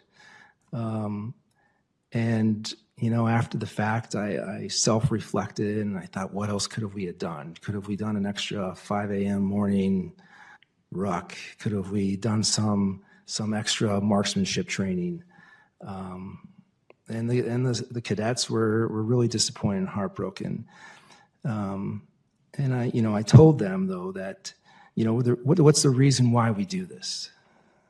Why do we play sports? Why do we go to these challenges? It's to experience the highs of victory and the lows of defeat. and being able to move forward through both of those scenarios and get better regardless of the situation. You can learn just as much from victory, and you probably learn as much from defeat, probably more from defeat. The truly, champions that are out there learn more from their defeats than they do from their victory, and it comes to self-reflection, and it comes through being able to have a growth mindset and have a positive outlook. I think about, I'm sure there's been some defeats out there on this project, but when we look at the grand scheme of it, when we look at on this tour, it is mind-blowing, the accomplishments we've made to get this project off the ground and going forward. It is awe-inspiring to get out there and see that. Sometimes a lot of organizations forget to reflect and celebrate their successes. They're so mission-driven that they got to take a step back and really appreciate what they have. Tell us about a time when you had to convert a general strategy or vision into a detailed implementation plan. Describe your approach and the details of your plan. Yeah, several times in my career, we've been given this plan to deploy overseas. And geez, the work behind that is quite intense. So you have to have a decision-making process, some sort of mission or goal analysis to get you there. So whether it's deploying to Eastern Europe in the deterrence of Russia, we had our vision of getting out there to. In my case, we went to Poland initially, and you had to go out there and do reconnaissance of the site. You got to understand what's going on out there on the ground. You got to come back to your team and explain the situation, and sequence explain the situation and develop courses of action for you to consider. And then you got to troubleshoot those courses of action, and then you have to come up with a plan and break it down into pieces and phases to make sure that they're executable. These grand visions that we have, it's, what do they say? It's like eating an elephant. One bite at a time is how it's done. And so it can't happen overnight. And so you have to have steady leadership that's focused on the end objective, but accounts for the needs of the individuals and the teammates that are a part of it. And so that's my approach to those situations. Tell us about the most important strategic decision you have ever made. How did you make your decision? Strategic decision. So, early in my career, of course, was tactical. My middle of my career in the military was operational, and then towards the end, we had some strategic level decisions that had to be made.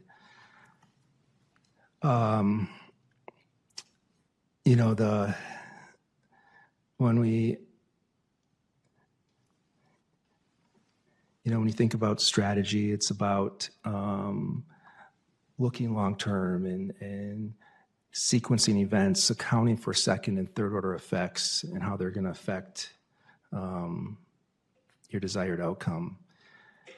And so, the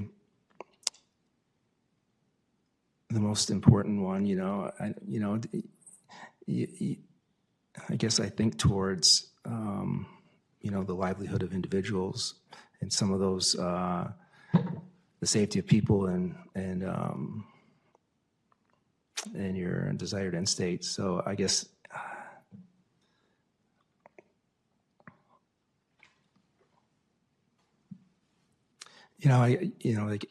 my mind goes towards some of those most tragic and distinct experiences that I've had, and it's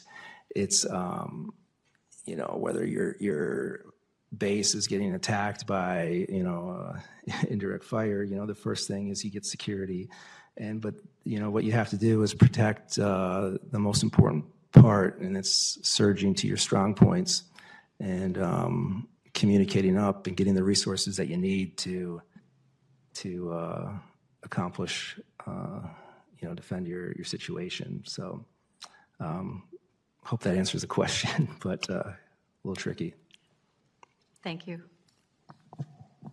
All right, thank you, Mr. Sundberg. So board members may have some follow-up questions for you, but we would like to also give you an opportunity to ask questions.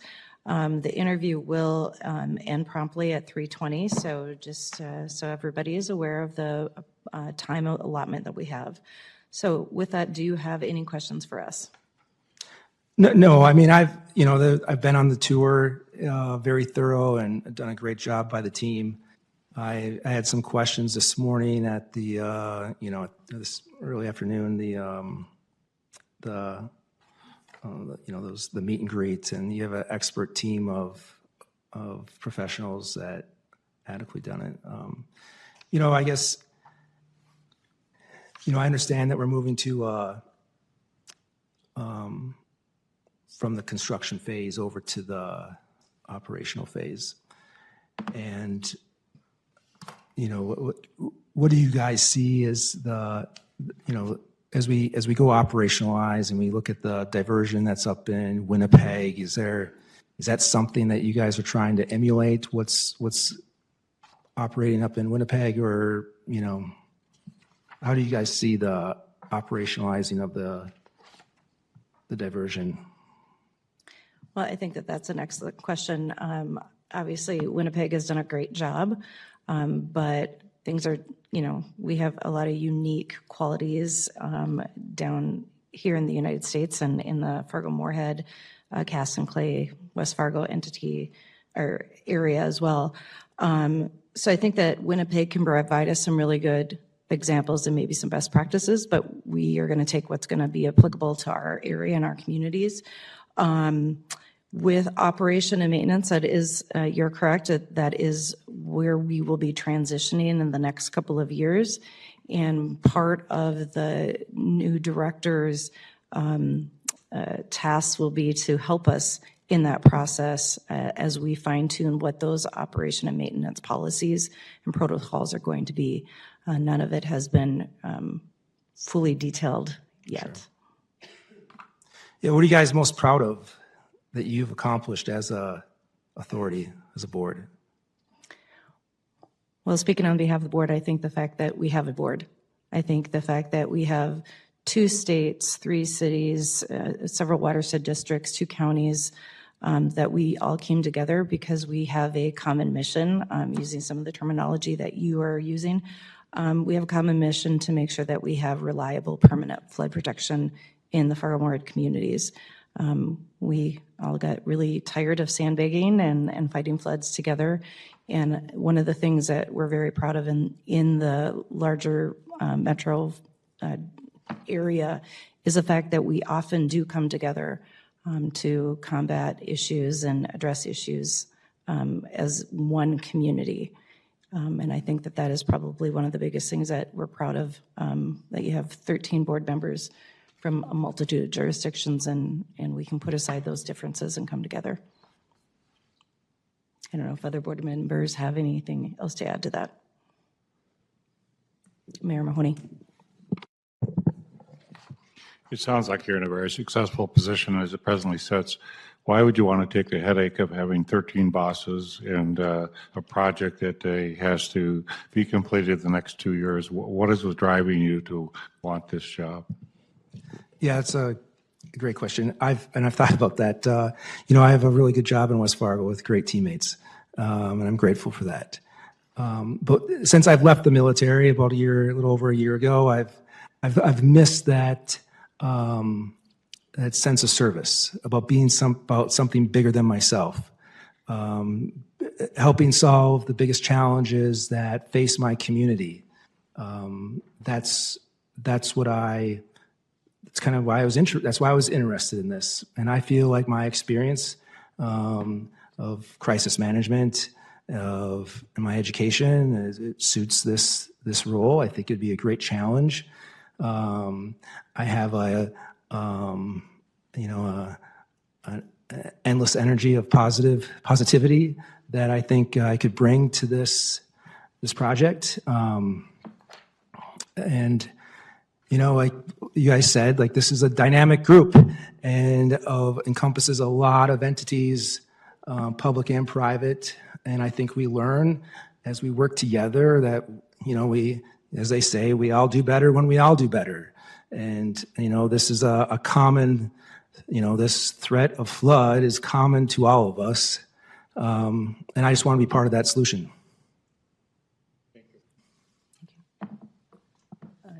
Commissioner Colbeck. Me? Yeah, Oh, sorry. I thought- I sorry. Hi, Denise Kolpak again. Thank you for being here.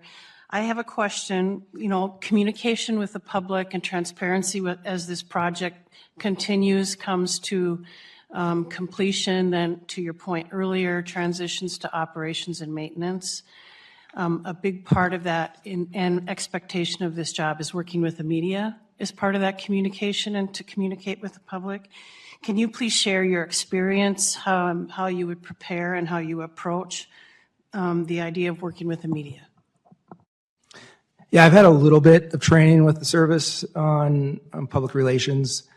You know, it's being leading with the facts, answering the questions that are asked. You know, I'm a public servant, or I was in the service. I imagine it's the same in this capacity, where you know it's you know, I'm here to get the job done. I think the board is the one who can give opinion. I'm going to give facts and give it to them straight. You know, you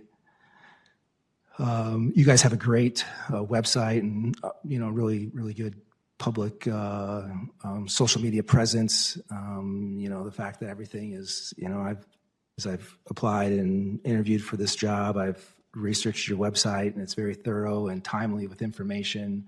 Nobody could say they don't know what's going on. They just have to open YouTube and watch this, you know, as an example. So it's really about being open and transparent, and understand that you know, the public is the customer. The taxpayers are the customer here. I know one of the questions that had maybe come up earlier had to do with a little bit of Mayor Mahoney's question that you would have 13 bosses. How would you envision communicating with the board of directors? And can you talk a little bit about the steps you would take to maintain that communication? Yeah, I think I've read in your new bylaws that there are quarterly or monthly meetings based off of position that occur. You know, I would, you know, like to get to know each and every one of you and understand how you make decisions. Make sure that your constituents are being heard and that your viewpoints are being addressed. You know, and then, you know, providing some, you know, within the, you know, providing you guys the information that you need and going back to the team with the, you know, the authority to answer your questions, to make sure that you're fully informed, to make your decisions, and providing you very thorough and not just a recommendation, but also options, and trying to find win-win solutions. But it's through, you know, candid conversations and being open and honest. And, you know, I pride myself on having a really small ego. And I'm here to help and work. And, you know, when you look at this project, this is really government at its best. It should be government at its best, providing the safety to the lives and livelihood of the 250,000+ people that live in the Fargo-Moorhead, West Fargo area. Thank you. Other board members have questions? Do you have any more questions, Mr. Summer? No, ma'am. All right. All right, well, with that, we will conclude the interview, and thank you so much for participating in the process and for coming here today and sharing your experience with us. Thank you. Yeah, thanks. And we'll be in recess for 10 minutes. Well, thank you, Mr. Lambert, for coming today, flying all the way from Louisiana to to participate in this interview. We're hoping that you enjoyed the tour yesterday and the meet and greet this morning, so that you're aware of who all is here today. On the Metro Flood Diversion Authority, we will go around the room and give you some introductions. We do have one individual who is missing today, one of our Cass County Commissioners, but the rest of us are here today. So I am Shelley Carlson. I'm the Moorhead Mayor, but this year I'm also the Chair of the Metro Flood Diversion Authority, and I'll turn it to my left to get started. Mr. Lambert, good afternoon. I'm Vice Chair of the FM Diversion Authority and Cass County Commissioner. Hi, I'm Tony Mary. Grinberg, I'm sorry. Sorry. Hey, Mike. I'm Mary Sherling and a Cass County Commissioner. I welcome Denise Kolpak, Fargo City Commission. Welcome, Kevin Campbell, Clay County Commission. Larry Sheldrold, City of Moorhead, also a bow tie wearer, and so I'm a little disappointed that you didn't, but, yeah. David Ebinger, Clay County Commissioner. Dave Pepcorn, Fargo City Commission. Good afternoon, Mr. Lambert. Bernie Dardis, Mayor of West Fargo. Rick Steen, member of the Cass County Joint Water Board. Tim Mahoney, Mayor of Fargo. Chuck Henderson, Morton City Council. And that is all of us. So we have a number of questions for you, but I will be turning that over to Ms. Tracy Peters, who's the Cass County Assistant Director and Director of Cass County HR. Thank you, Madam Chair. So before I start with questions, Mr. Lambert, I just want to give you a little idea of the time frame. We have about 15 questions, and we've allotted about 50 minutes. So just to give you an idea of how you might want to allocate your time for those questions, okay? All right. Turn my mic on just to be ready. Pardon me? I just turned my mic on just to let you know. Okay. You received a scenario last week regarding the information provided to you from your engineering director and issues arising with the contractor. Describe to us your thought process, analysis, and how you would use your management style and communication skills to resolve the hypothetical exercise and engage with various stakeholders. Okay. So I did send that to myself. Do you mind if I refer to it, my answer? Is that okay with the? I did rank it in a manner that was a priority. So the very first bullet, if you remember, was an opinion from the general counsel of the authority.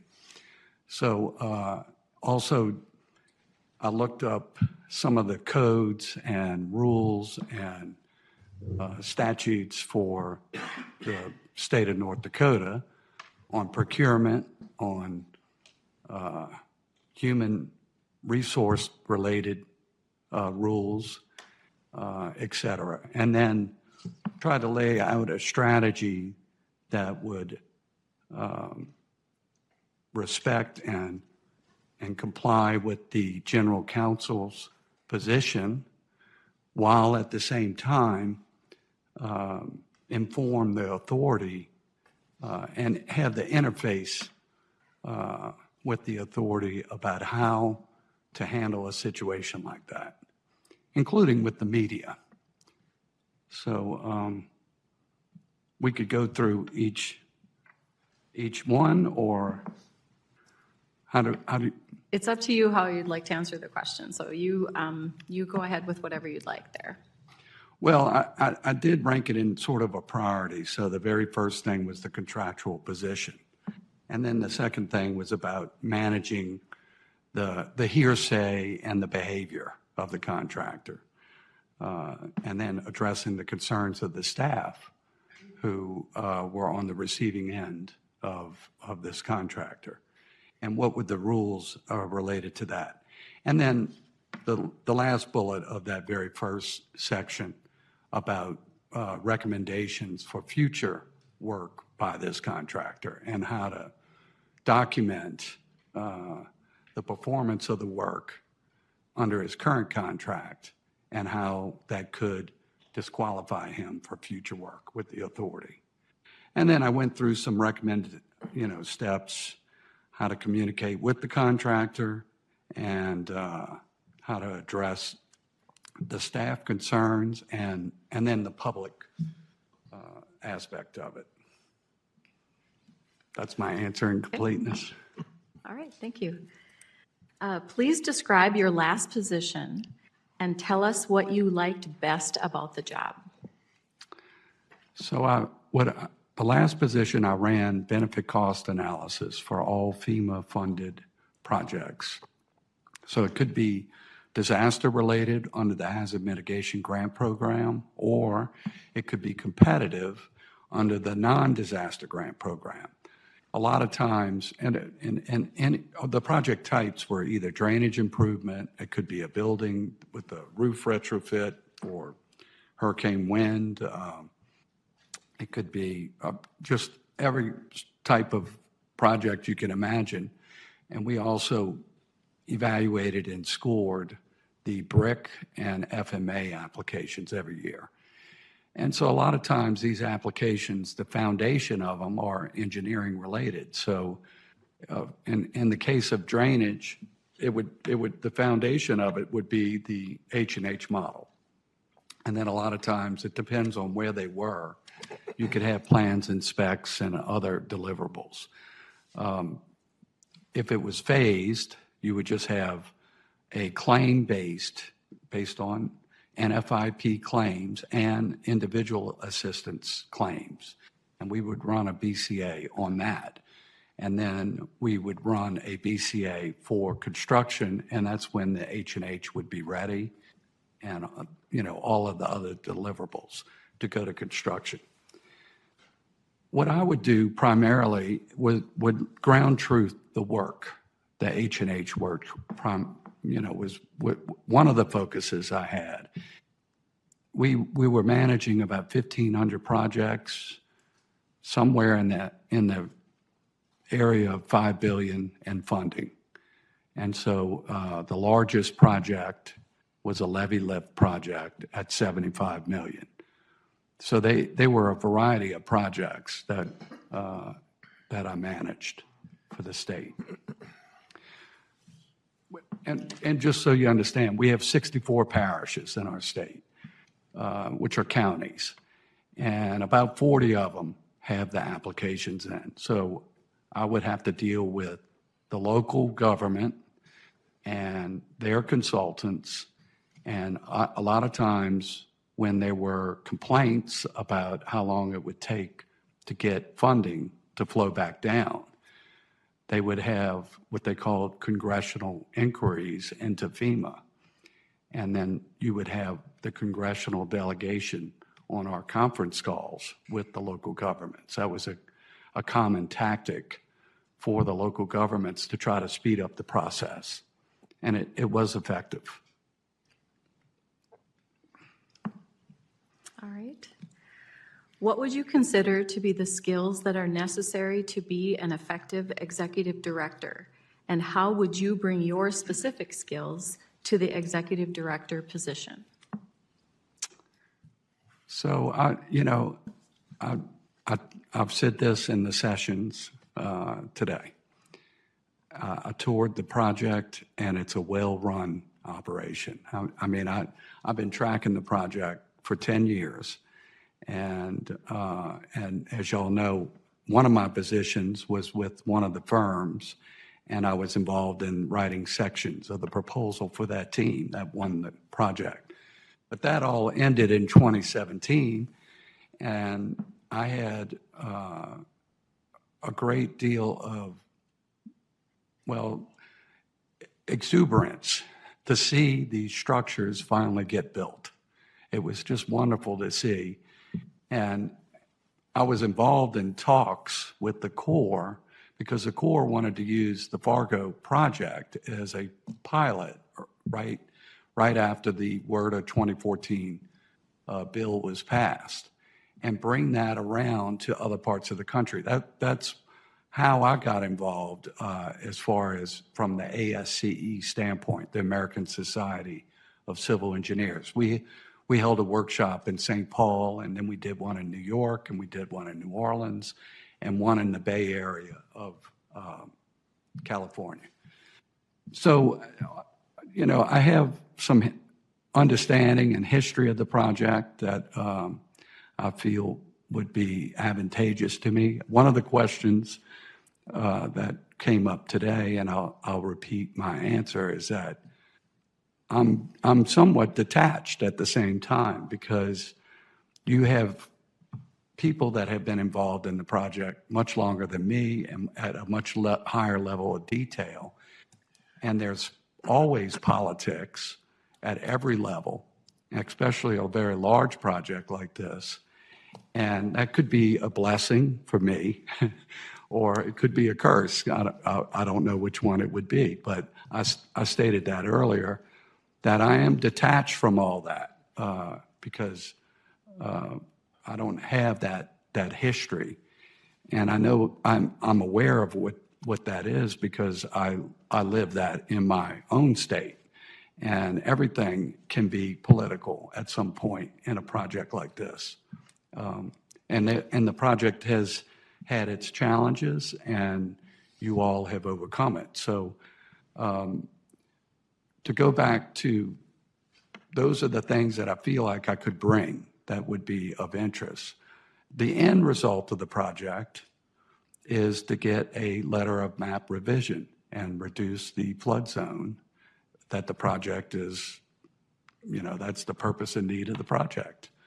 And so every FEMA grant that I worked on at closeout, if it's a drainage improvement, has a requirement to file a LOMAR at closeout.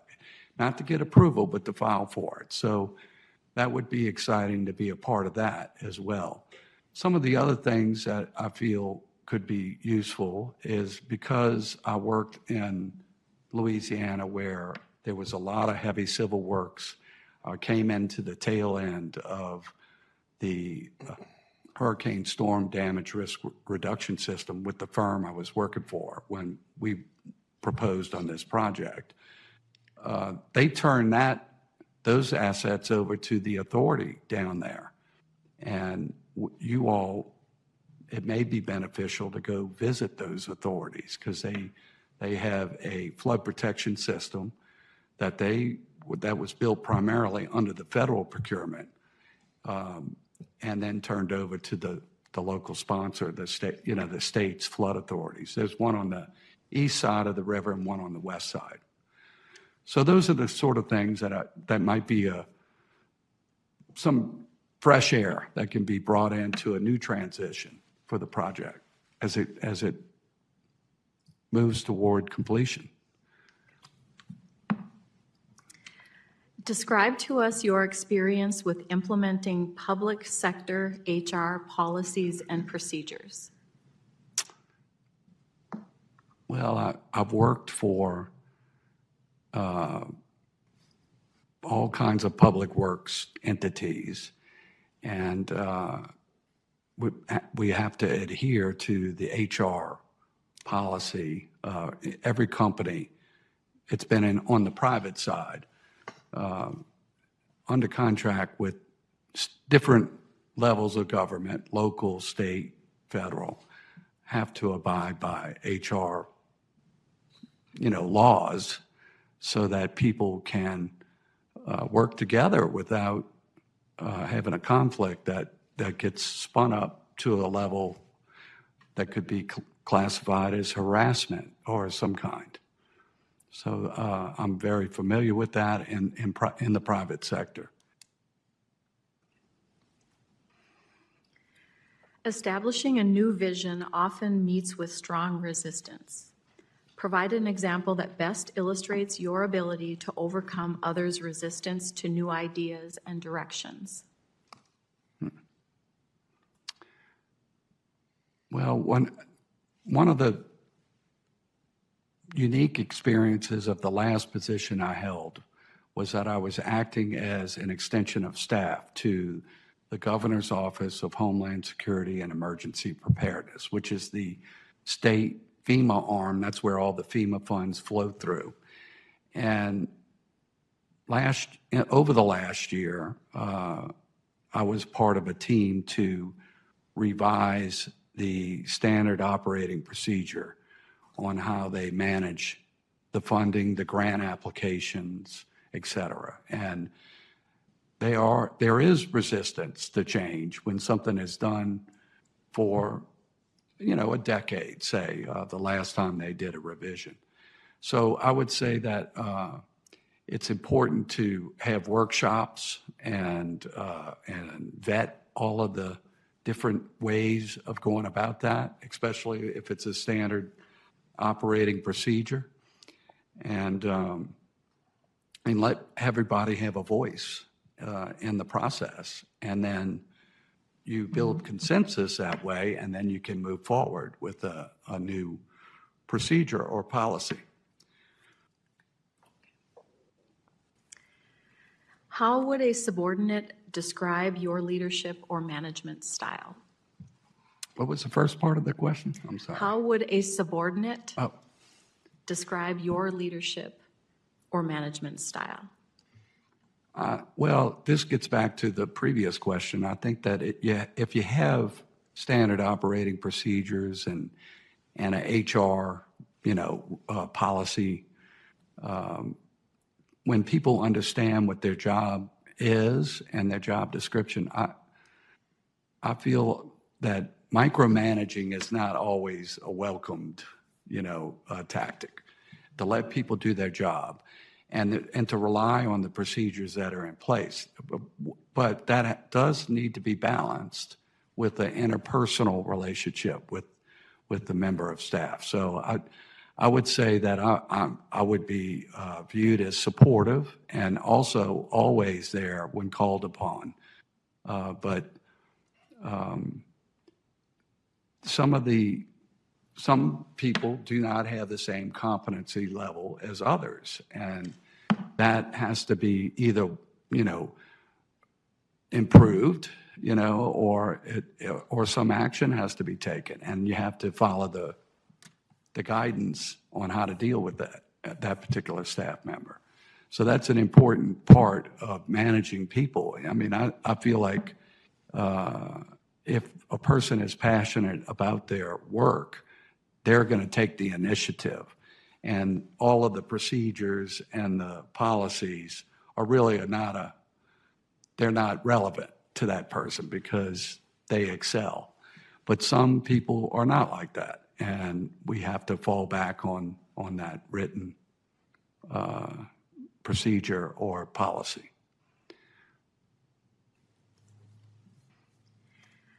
Being part of being a leader is the ability to remove obstacles that stand in the way of your employees' success in executing a plan or assignment. Tell us about a time that you were the most proud of your ability to remove obstacles.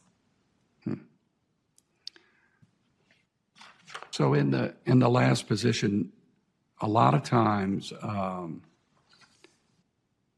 either people on staff at the state or at the parish county level were not able to get a project over the threshold of being cost effective. In the BCA world, that just means the benefit cost ratio has to be greater than 1-to-1 for the project to be cost effective.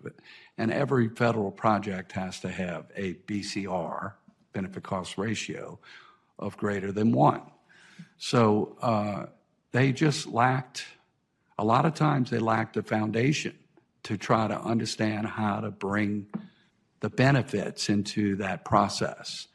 And again, I going back to if they were passionate, even though they may not know or understand a H&H model or the tools that are used to calculate a benefit cost ratio, if they had the initiative and they asked for help, I would always step up because it's exciting to keep every project funded in those portfolios, whether it be HMGP, BRIC, FMA, in that world that I was working in.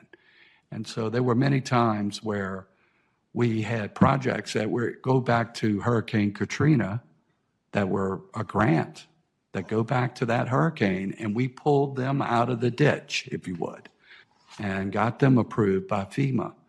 And it was exciting to do that because not only were the sub-applicants very heavy, the public was, the stakeholders, and the state itself was heavy. Very happy about that.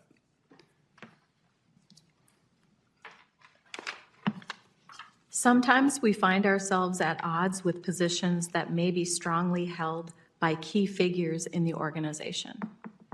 Tell us about a time when you had to tactfully disagree with a key figure to avoid escalating conflict. What did you say or do? So, prior to my last position, I worked on river diversions in Louisiana. I initially worked on them from 2003 to 2005 as part of the Barataria Basin model that I was working with a firm that was doing the modeling for that basin. And there was a river diversion in that basin. And then I came back to it in 2013 when I worked for Ben C. Gerwick, which was part of COE, and became COE North America after a few years. And I led the independent technical review of 4 river diversions that are controversial in Louisiana. They're all based in Plaquemines Parish, which is a county like you all use in that term, in the very lowest part of the river. We always say at the end of the earth. But the problem is that the river, when it goes into these estuaries, it will completely inundate it with river water, and it will kill dolphins and oysters and run brown shrimp out, and the whole water column will be impacted. And so once we concluded the independent technical review of those river diversions, COE went after the design of one of the projects and was not selected. So they chose to close the office in Louisiana. I'm going to get to my answer. But within 2 weeks, I was picked up by the CMAR team. It was under the name Louisiana Diversion Company. And I worked with them for 2 years, teaching the contractors on that team what the river diversion was doing and how they were going to construct it. I was a technical advisor to that team. And then I also, going back to many of the issues you've already raised, I went to church with the parish president. He was a friend at church, that's all. I would ask him questions about the project, and he would get very nervous because he told me at some point, he knew I was involved in them, that his base was 100% against the projects. And I had been working on the projects. And I responded back to him, I said, well, you need to write a letter and ask all of those decision makers to come down to your, I said, very simple, cinder block, humble office. They're all over the place. And they have models, and it's very intimidating for a rural parish like his to have these people descend upon them. And he did. And he did have them come. I ended up writing that letter because he was struggling with that. And the day that they came down, and they had general counsel of NOAA, because the waiver for this project for dolphins had just passed Congress. And the state sent drillers to the site with troopers, state police, and they drilled on the site without a permit, which he rejected based on an ordinance that his council had passed.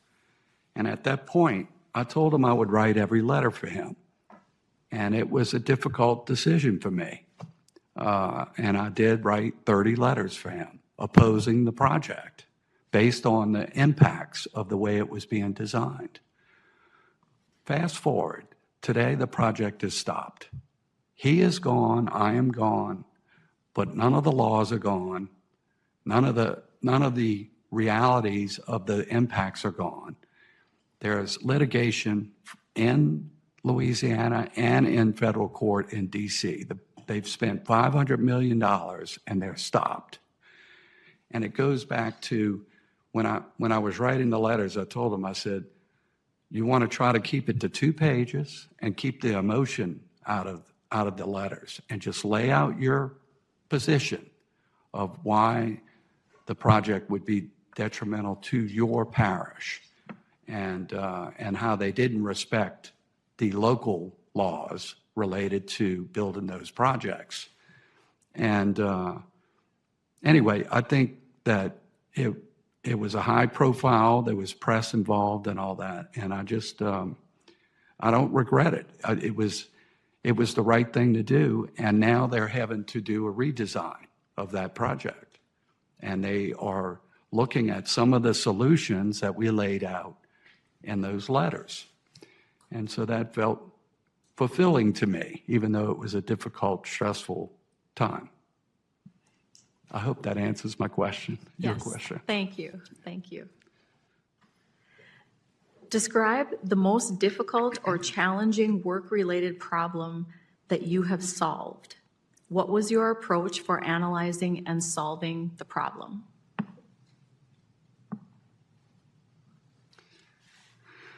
Well, that was one of them. That was a big one.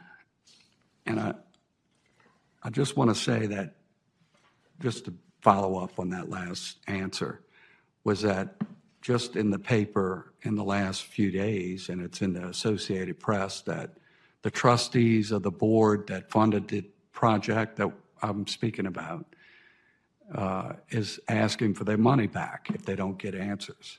$3 billion from the state of Louisiana. So it's a serious issue. And I am proud of the fact that the state has now finally addressed the local concerns, and they are going through the process of many of the things that we laid out in the letters. So I'll just leave that there. Now, in the last position that I was in, I'm going to go back to a previous answer too. There were many projects that were stuck that go back to Katrina. They had projects, they had a 1,000-year event in the Baton Rouge area.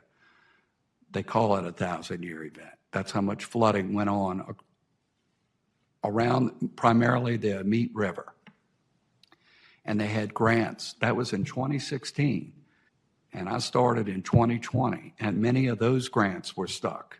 And they have all been approved over the last 4.5 years and are all on their way. And there were 2 different disasters. One was in the Baton Rouge area, and the other was in other parts of the state. And the people that I was working with in the governor's office in Louisiana would attest to the fact that I fought tooth and nail with FEMA to get those projects approved. And happy to provide you all any of those as a reference. They were very grateful for the work that I did for them. Describe your experience with financial data. How proficient are you with financial data? Provide an example that illustrates your proficiency. So, I mean, benefit cost analysis is financial analysis of a project. A lot of times we would have to look at budgets for certain BCAs. We'd have to look at operating budgets. We'd have to look at maintenance budgets, not just the construction cost of the project. We would have to look at these other parts to be able to complete a BCA for a particular project. And the state of Louisiana in that program used 4 different platforms to track the funding. They had their own platform. They called it, first it was called LAHM, Louisiana Hazard Mitigation, and then it became GOSEP grants. So it was a stepwise process to track cost on a particular project. They had their own cost line, framework. And then you had several FEMA platforms that you also had to track the projects. And then ultimately, at that level where I was, I do a lot of exporting into Excel and work with numbers that way. So if you have an accounting software or other platforms that allow that kind of export, those are the kind of tools that I would use just to grab what I need to pull out and evaluate the numbers, whatever that may be. Please describe some specific examples of how you have been able to remove barriers to collaboration and teamwork. I'll go back to the last position. One of the analysts that was running BCAs for the state had created a difficult relationship with the analysts for FEMA. And they couldn't get anywhere with their work. So what I did when I got in, sometime after about 6 months, I set up a biweekly call with the FEMA staff and the GOSEP staff. And we went through every project du jour, if you would. I mean, we had 1,500 projects, but we would be working on, a subset on a biweekly basis, maybe 20 or 30 projects.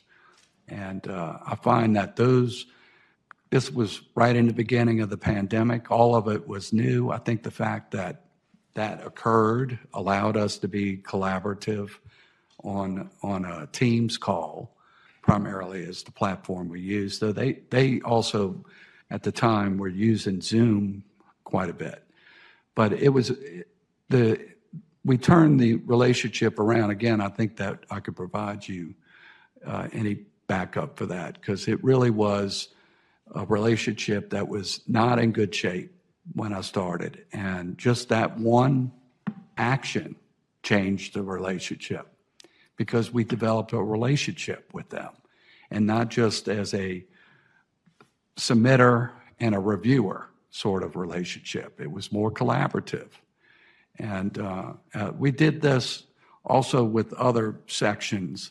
In this last year in New Orleans, they have, in the FMA program, they have a lot of historic properties, as you can imagine, in New Orleans. And they have applied for elevation grants, and they have to get SHPO clearance. And so the SHPO group out of FEMA Region 6 was not cooperating with the state SHPO team or the City of New Orleans SHPO team. So I used the same tactic. I had us set up a biweekly call, and before you know it, we had 30 approvals. It just started flowing, and just being accessible and available. I'm not sure why things lock up, and sometimes it's not relevant. What's important is to move forward and not stay in that space, and try to find a way to do that.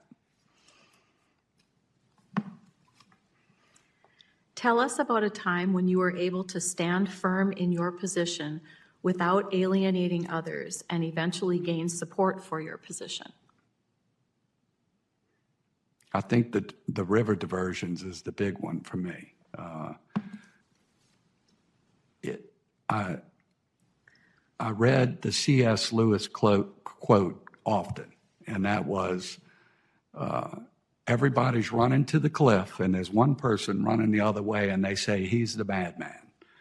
And the red line for me, it was like an alarm system went off when they got the waiver from the Marine Mammal Protection Act. And that allowed them to move forward with a design that would wipe out the entire population of dolphins in Barataria Bay, 2,500 dolphins. And, it was difficult because I was alone in many ways, the only one that would work with the parish to help them defend themselves. And now there's a new governor, And there's a whole new leadership with the authority in Louisiana that's managing that project. And they are listening to the parish. And it's just a wonderful thing to see. And they have acknowledged that the parish is right. So now they have to work out a solution. I'm not part of that, but there's remnants of that in the correspondence that I helped draft. So again, that was a difficult thing because it was very popular to be on a multi-billion-dollar project in Louisiana. Dozens of consultants. It was a difficult time, but I persevered. Give an example of a situation in which you prepared a plan for a team that you led, which was not successful or not completed as planned. How did you deal with being unsuccessful, and what did you tell your team members? Well, in the world that I've been in, really my whole working life is submitting proposals. So we've, one of them, I think the river diversions are, that's the big part of, they're big jobs, they're signature jobs, they're multi-billion-dollar heavy civil works jobs. And we lost the design of the mid-Barataria sediment diversion. And that was, it was difficult. I mean, that ultimately was my demise. I had to walk away and move on. And in that case, it was within 2 weeks, they closed the office and let me go. And within 2 weeks of that, the CMAR team picked me up. And then we pursued that very same project for the CMAR contract, and we lost. And so I was, I was watching Fargo at the time, and I was sharing with Chris that, or maybe it was Robert. I was let go in August of 2017 from COE, and then I think in November of 2017, the permanent cease and desist on the Fargo project was issued. And so it was, I've been compassionate about this kind of work because throughout my family history, we have touched this kind of work where, I don't know if I even shared this, but my third great-grandfather, my great-great-grandfather was the president of the Second Draining District in New Orleans, and they debated whether to divert the river back then. That was before the Civil War, and then I got involved. I studied them in graduate school at Tulane, and then I got involved 20 years ago, off and on over the last 20 years. So anyway, I wasn't sure what the fate was of doing a project like that. I was sharing earlier too that like the Hoover Dam, when they built the Hoover Dam, they didn't have all these laws and everything that we have today. Just like in New Orleans, they built the Bonacary Spillway in the 30s, and they didn't have any of the laws you have to follow today. So anyway, I have overcome those losses, and I have persevered. I've stayed on track. The team I was working with on the Mid-Breton, the CMAR team, did win that project. And then I moved on. I was going to work with the state of Mississippi, which then led me to the last position that I had. But, and here I am today, in front of you as a candidate for this project. And, I have stayed focused, and, I feel like there's a reason why things happen. It's bigger than me. So I'll leave it at that. Tell us about a time when you had to convert a general strategy or vision into a detailed implementation plan. Describe your approach and the details of your plan.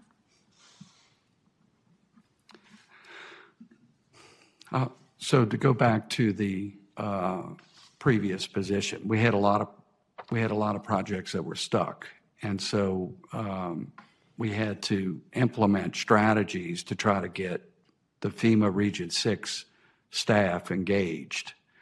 And we did that, and we're successful in getting those projects unstuck. It really was simple action. It wasn't really detailed oriented in that regard. It was just some simple interpersonal relationship building to get the projects. Then we could get into the details of what was wrong with those projects. There were many of them. One of them that comes to mind, and it wasn't that it was a large project. It was an $8 million drainage project.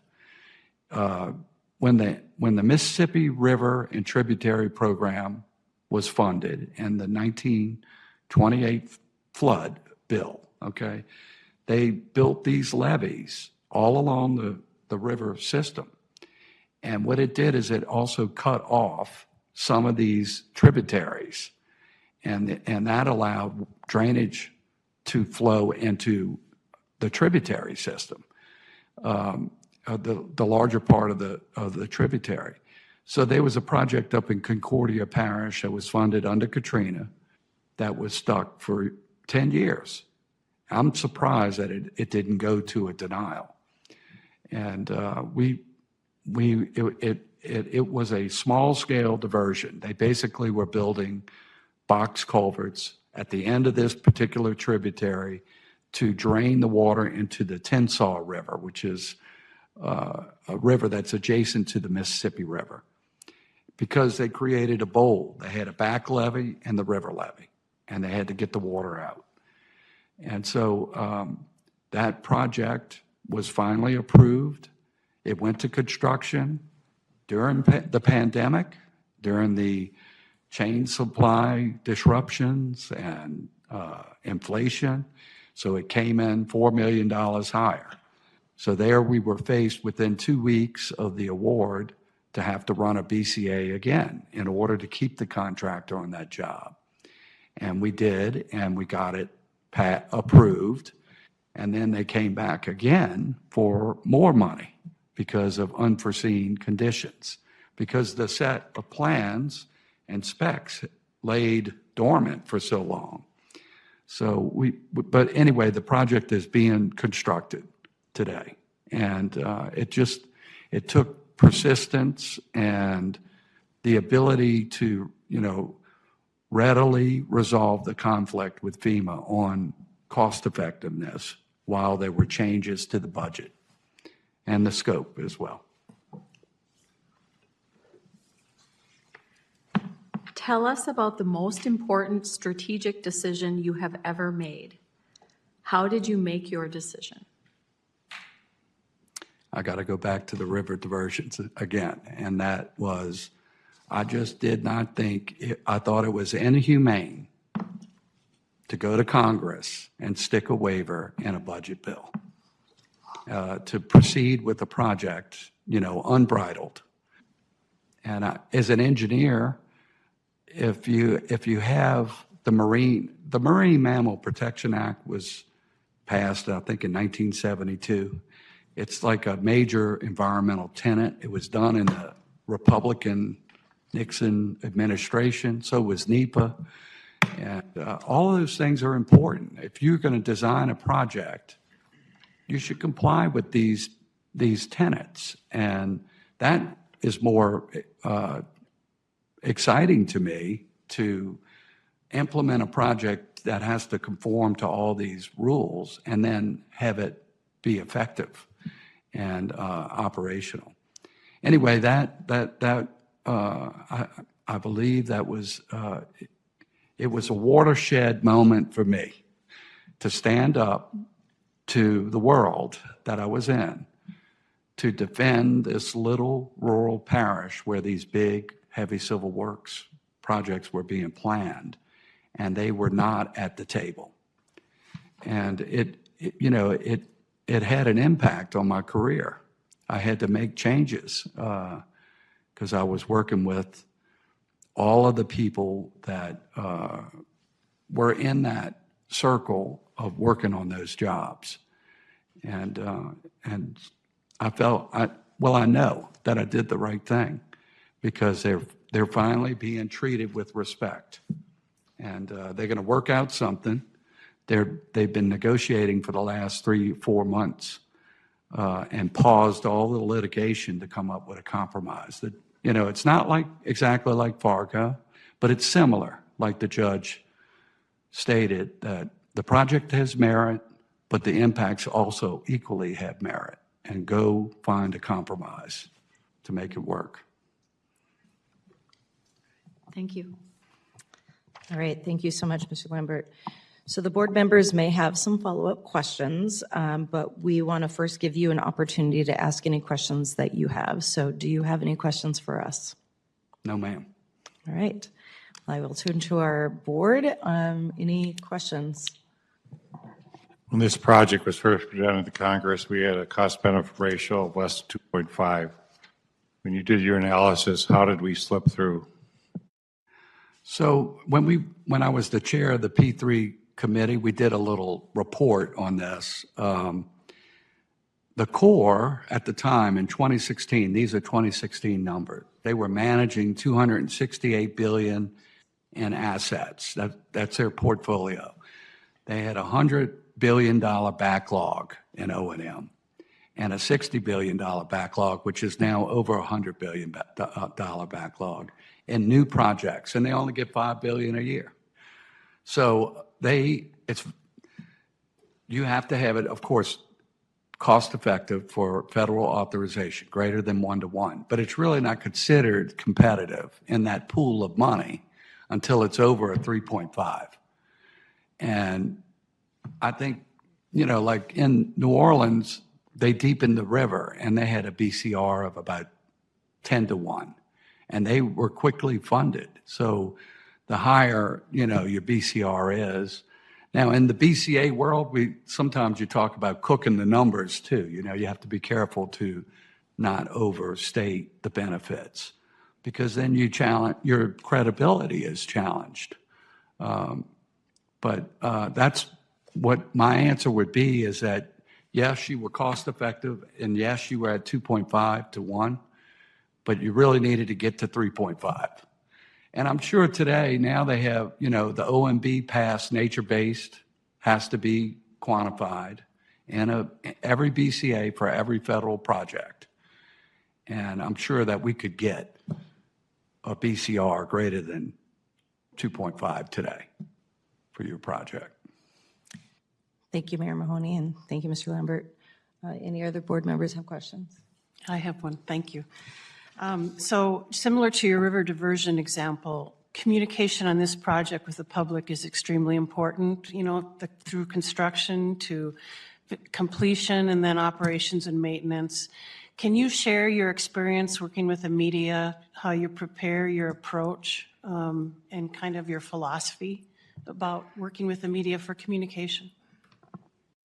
Going back to those days that I was writing the letters, and at times I was quoted in the paper, and I also was interviewed by a local news station. I just, the way that I would handle it, I was not really working for an authority, okay? So it was not like I was in a chain of command. I was able to speak freely.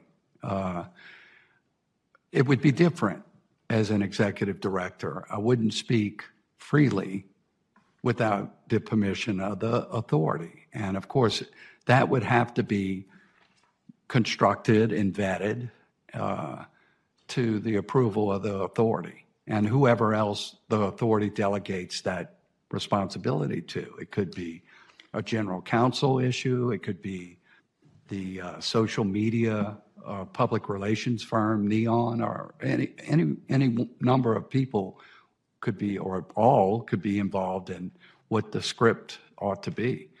But going back to those days, I just, I relied on my intuition about what the right side ought to be.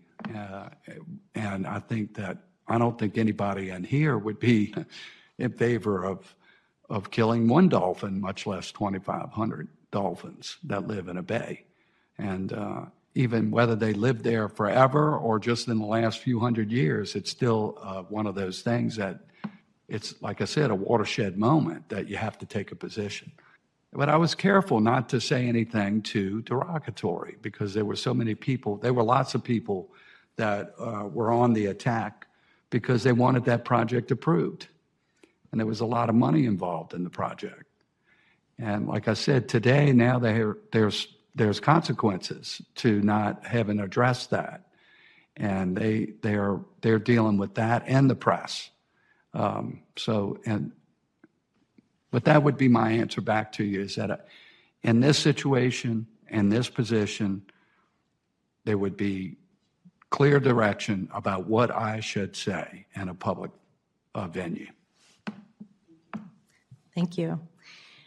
And that will conclude our interview with you today. So thank you very much for coming up here. And again, hope you enjoyed the community, and just wish you safe travels back to Louisiana. Thank you. It was nice to meet all of you, and it was an honor. Thank you. All right. So that concluded the three interviews of the finalists that we had.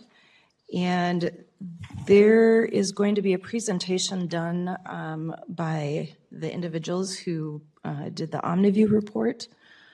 I'm looking to see if Michael or Robert are in the room or available, because I think that is going to be done virtually. Or do you know? Yes, they should have City of Fargo set up a link for them to connect with us here. They're not on yet? Okay. They're scheduled for 4:30, so why don't we take a break for 5 minutes and come back at 4:28, and we'll get started. All right, we are back. The next component that we have undertaken for the interviews, or the executive director position, is having an OmniView report completed with each of the candidates. And we have John Reynolds from OmniView online. And Mr. Reynolds, if you could maybe just give kind of a general overview of what the reports are that you bring to the table in these types of decision-making items, and then you could go through each of the candidates. Yeah, I'd be happy to. Hello, everybody. It's good to be with you today. My name is John Reynolds. I'm the CEO of OmniView. Also with me is Pat Howenstein, who is our Chief Science Officer and lead biopsychologist. We'll be walking you through the deck that I think is being shown right now here in a minute. OmniView is a long-established executive assessment company that's located in Minneapolis. We've been around for quite a while. We're originally part of Personnel Decisions International, and then split off about 12 years ago. We do a ton of leadership assessment work in just about every industry you can think of, including government, which we have a lot of experience in. And to the question of the kind of assessment, what we try to do is we try to provide you with pretty good sort of deep leadership data that's hard to get from an interview or a resume. So we're looking at factors that people possess that give us clues about the strength of their sort of leadership traits, and what level of leadership effectiveness we might expect given the data that we're looking at. So multiple data components that we'll share with you today. We're going to do it in sort of a summary format, and we're going to do a lot of side-by-side comparisons so you can kind of see the three candidates in the multiple sort of data components that we pulled.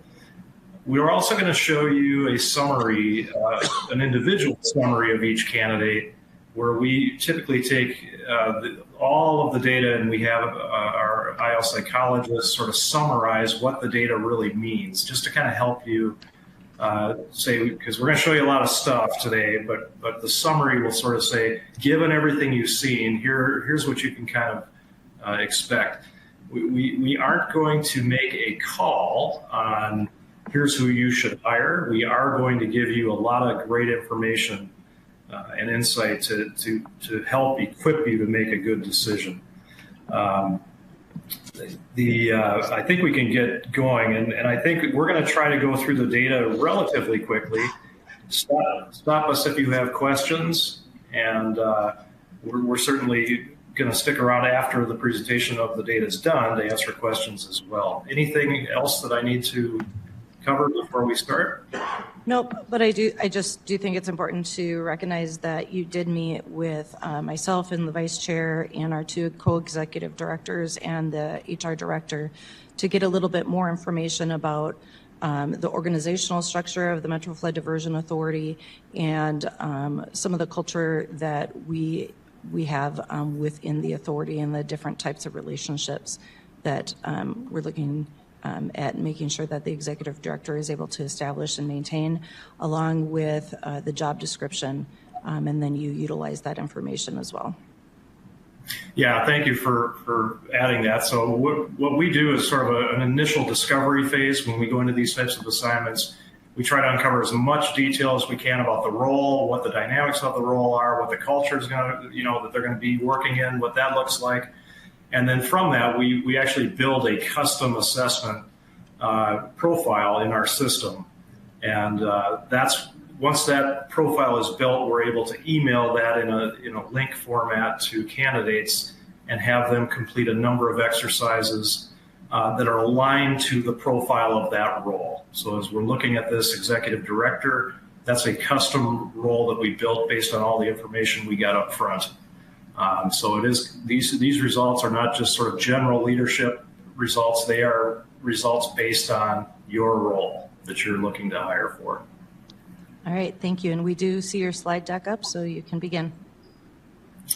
All right, excellent. I'm going to try to go to full slide here, and I guess when I do that, I will lose sight of you all. So please stop me. Can you still see the deck okay? Yes. Okay, perfect. So going through this, we're going to look at all three candidates side by side, and we're going to kind of start with two slides that talk about sort of the general findings. And we're going to do it on a sort of comparison basis. And the first thing that we were able to do is all the data we pulled, kind of pull that into one overall fit score that you can see for the job. And in this case, Pat, I'm going to defer to you to give the color commentary here. All three actually, from a job fit perspective, did quite well and certainly bring some pretty good strengths to the table that would be valuable. John, I'm going to interrupt you because the slide wasn't advancing. No, it isn't. Was not. Okay. How about now? There you go. Yep. Okay. If I do this, can you see the slide? Yep. Okay, perfect.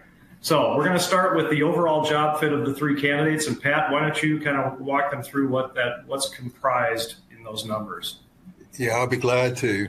This is a multi-perspective assessment with quite a few elements, and each element is determined to have a degree of match with the requirement of the job. Accumulating all those different elements results in an overall job fit score. We consider these numbers to be quite high. Our minimum threshold is actually at 61%. So these are all quite good. The standard error of measurement is plus or minus 2.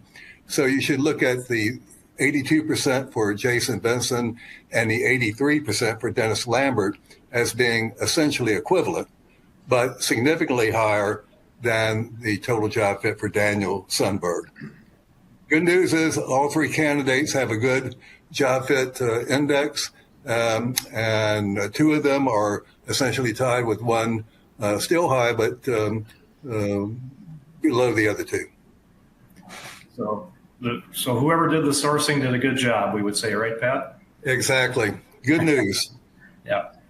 And I guess I'm going to advance this way just to make sure you guys are all seeing it. Did that go to the next culture fit? Yes, it did.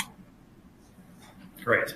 So same thing here. We're doing sort of a consolidated view for you to look at all the factors associated with culture and how well they will fit culture. And Pat, again, we've got a little bit of a distinction here, but all of them performed fairly well. Maybe you can give them a little insight on the culture fit metric as well. Yeah, the culture fit is determined by the level of agreement between a candidate's ideal culture, what they consider to be their ideal culture, and the realities as defined by stakeholders within the client organization. The expected kind of percentage is a bit higher with culture fit. These are still, higher numbers, but the standard error, if you will, or the deviation variance in the scores is a bit narrower. So there's actually more of a difference between the 69 and the 75 than what you might think.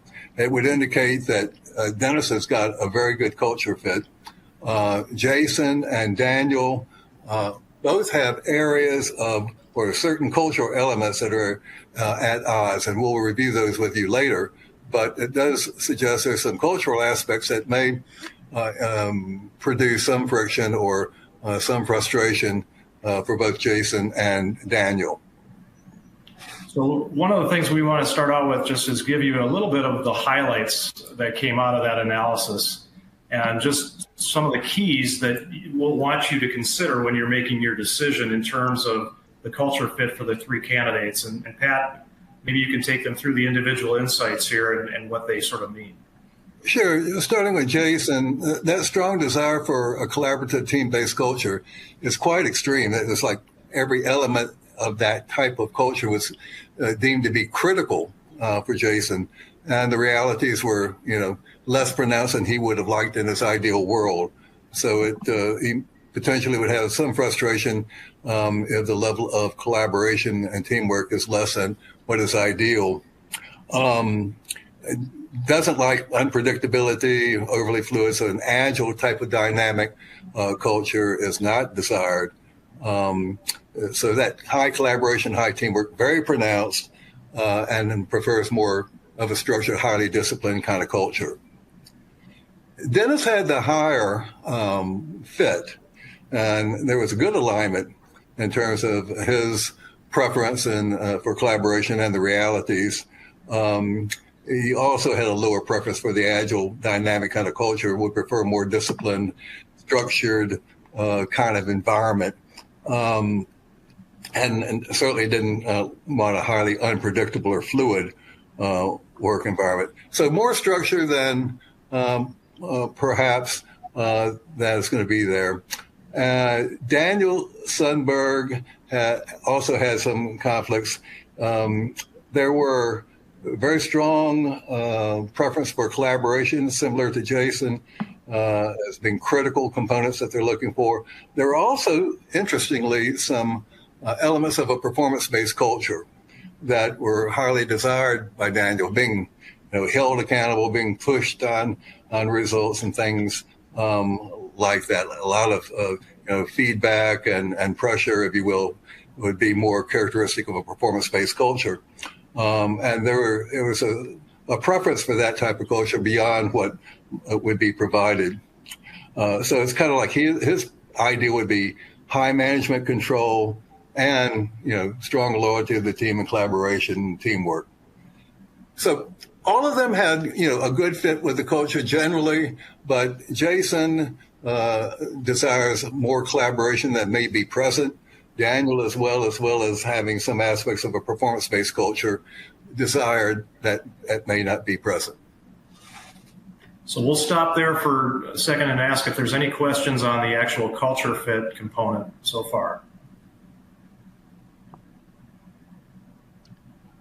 Nope, no, I don't see anybody who has any questions, so you can move on. All right. The next area we're going to cover then is really just the individual summary write-ups. And in this component, we take a look at, we ask the IO psychologist to take a look at all the data collected and provide sort of a one-pager on strengths and then potential concerns based on what the data is saying. And that's what we're going to go to right now. And Pat, we'll start with Jason and sort of go over. And one other note I want to make here is the two primary data components that we're going to be talking about are in blue there. So personality data, which is how they look through the lens of a norm-based leadership effectiveness personality assessment. And then secondly, how they look through the lens of leadership experience factors that have a high corresponding impact on leadership effectiveness. Other data collected will show up in the third bucket here. So Pat, you can certainly expand on that and maybe take us through the Jason highlights. Sure, I'd be glad to. So looking at Jason, first at the congruence between his predispositions and kind of the demands of the job. He had strengths in areas that would suggest, getting along with others. His strengths were in cooperation, diplomacy, and self-control. Brings a lot of energy to the job. However, if you look at the potential concern, he had the lowest overall predisposition to leadership roles in multiple areas. So he had those areas that were strong in the upper half of the norm distribution for other leaders at this level, but many of the others were in the lower 50% and lower half of the distribution. It means that his preferences and behavioral predispositions are less in line with other people, other leaders at this level. Adaptability, initiative, influence, and achievement, those are all quite relevant for the role.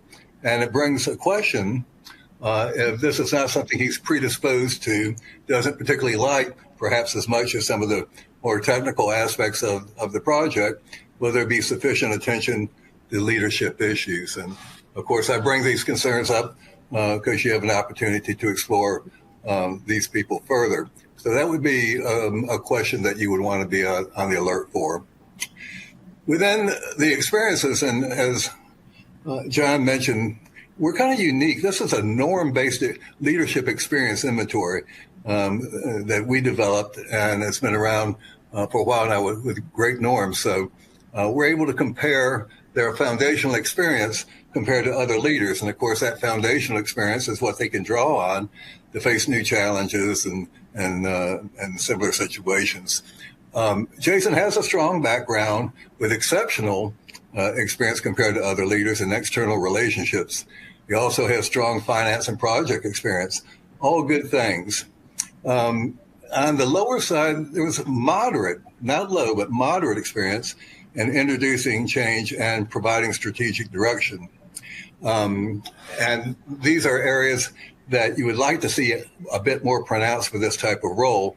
And the question is, does he have sufficient experience to leverage and facing the new challenges? One other area that was low was turnarounds and fix-its, experience in those kind of scenarios. He was at the 36th percentile. And I really can't comment. You would have to take that into account as to whether there are aspects of the role that he's being placed or potentially placed into that could be characterized as a fix-it opportunity or a turnaround. To the extent that they exist, he's not going to be bringing as much experience to bear on handling that kind of issue. Some of the other areas to be aware of that are relevant, he's a very bright individual, especially abstract reasoning, which has to do with being able to see trends and patterns and see relationships among seemingly disparate information. It's the type of reasoning that's applied in strategic thinking, and it's a very important quality. Single best predictor for success across all positions is mental abilities, and he's quite high in the abstract reasoning. His motivation pattern, self-reported, was interesting. He's very motivated by job recognition. getting that big job done. And he indicated that he's willing to make frequent sacrifices in order to make that happen. On the kind of the lower areas of other concerns, if you look at the personality constructs, they tend to cluster into kind of personality constructs that have something in common. And one of the, we call them acumen areas, one of those areas is called results acumen, which is the kind of predispositions that ideally a leader would have to drive results. And he had a lower standing in that acumen area, which includes initiative, persistence, achievement, orientation. And another area to explore perhaps a bit further in your contact would be, are they willing and able to drive results, really looking at past experiences and getting results and making parallels to the current situation. The other thing to make note of is he had low curiosity and openness to ideas and innovation scores. So you're probably looking at someone a bit more traditional and concrete perhaps in their thinking around solutions. And if you need and are looking for thinking outside the box, not necessarily predisposed to that type of thinking. Now, one thing that I'll stop here and let you ask questions, but we do have kind of a summary on Jason on the next slide, where maybe we can go there, John, and then I can entertain questions around either slide. Yeah, that'd be great. Let me just add one thing here. What we were trying to do here is give you sort of the highlights and the potential concerns for each of the individuals. And then I just want to say where you see those question marks, those were recommended areas for further potential exploration by you as you get into the deeper interview process here. So we were trying to provide you with that. And on the first one here, when we talk about leadership issues, we're drawing a distinction between the skill as a leader of a team versus the knowledge of and the leader of the functional work that team does. We're sort of made the assumption that you pick three people that understand the work and understand the function of the work. We're trying to say, okay, they know the job, but how strong are they in leading a team to accomplish what needs to be accomplished? Yeah. So the next thing we try to provide, we kind of call it the BOLO report. So we just try to say, if you go in this direction, be on the lookout for these types of things, and kind of our nod to our favorite crime shows, I guess. But just try to give you a little bit of hints around things to be on the lookout for, and potentially coaching opportunities for these candidates. So Pat, this is sort of the coaching thing to be on the lookout for Jason.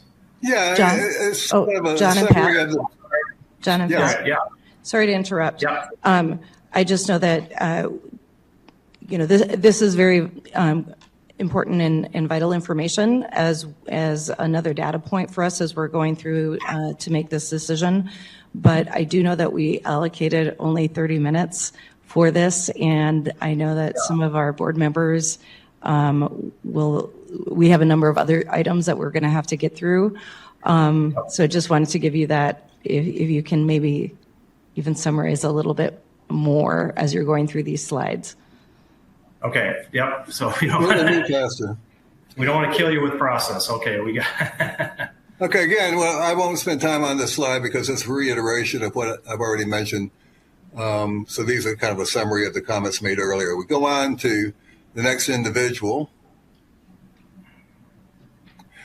Daniel, and very quickly, you can see under potential concerns for both personality and experience, this gentleman had scores and patterns that indicated inflation, trying to be a bit more, positive than perhaps would be the case. Social desirability influence. So he inflated ratings both in personality and experience, and we were able to identify that as an issue. The big concern with Daniel, in addition to having less confidence in the personality and experience data, is that he did have low abstract reasoning. So that is a concern, and that dings him. in terms of the single best predictor of leadership success. And then going on to the summary for Daniel. If you want to go to the next slide, John. Okay, so this is it. The self-report and personality experiences are inflated. So that puts greater pressure on your interview to really get at some of those factors. He did have, as I mentioned before, some potential culture clashes, just like with Jason, frustration with the level of cooperation and that preference for a hard-driving, agile culture. He may be frustrated with slow responsiveness.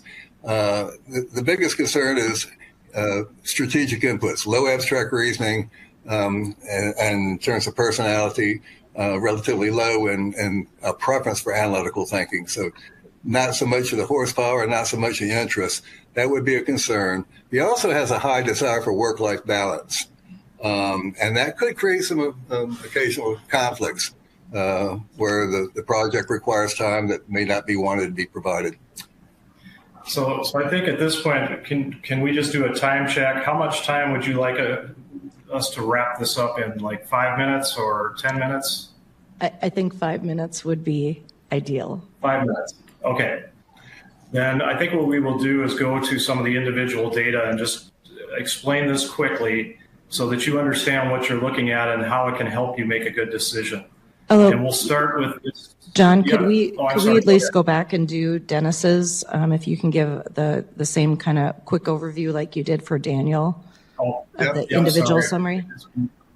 Yeah, I think we missed Dennis there. Yep, there we go. That's Jason. I'm looking at Jason's slide. There's Dennis. Okay, so Dennis had only average predisposition to leadership roles, but good news, his strengths were in the critical areas: influence, leadership, cooperation, analytical thinking, all things he enjoys doing. Very good news. The concern in his personality was the lower innovation and curiosity, again, a more structured, traditional kind of thinker. He has a strong background with strengths in key areas that are important: external relationships, finances, changes. He didn't have as much experience in developing others, so if there's an issue around developing team capabilities, he may not have a lot to draw on there. You'd ideally like to see a higher percentile standing than 64% for assuming critical responsibilities. You could explore his experience around similar critical projects.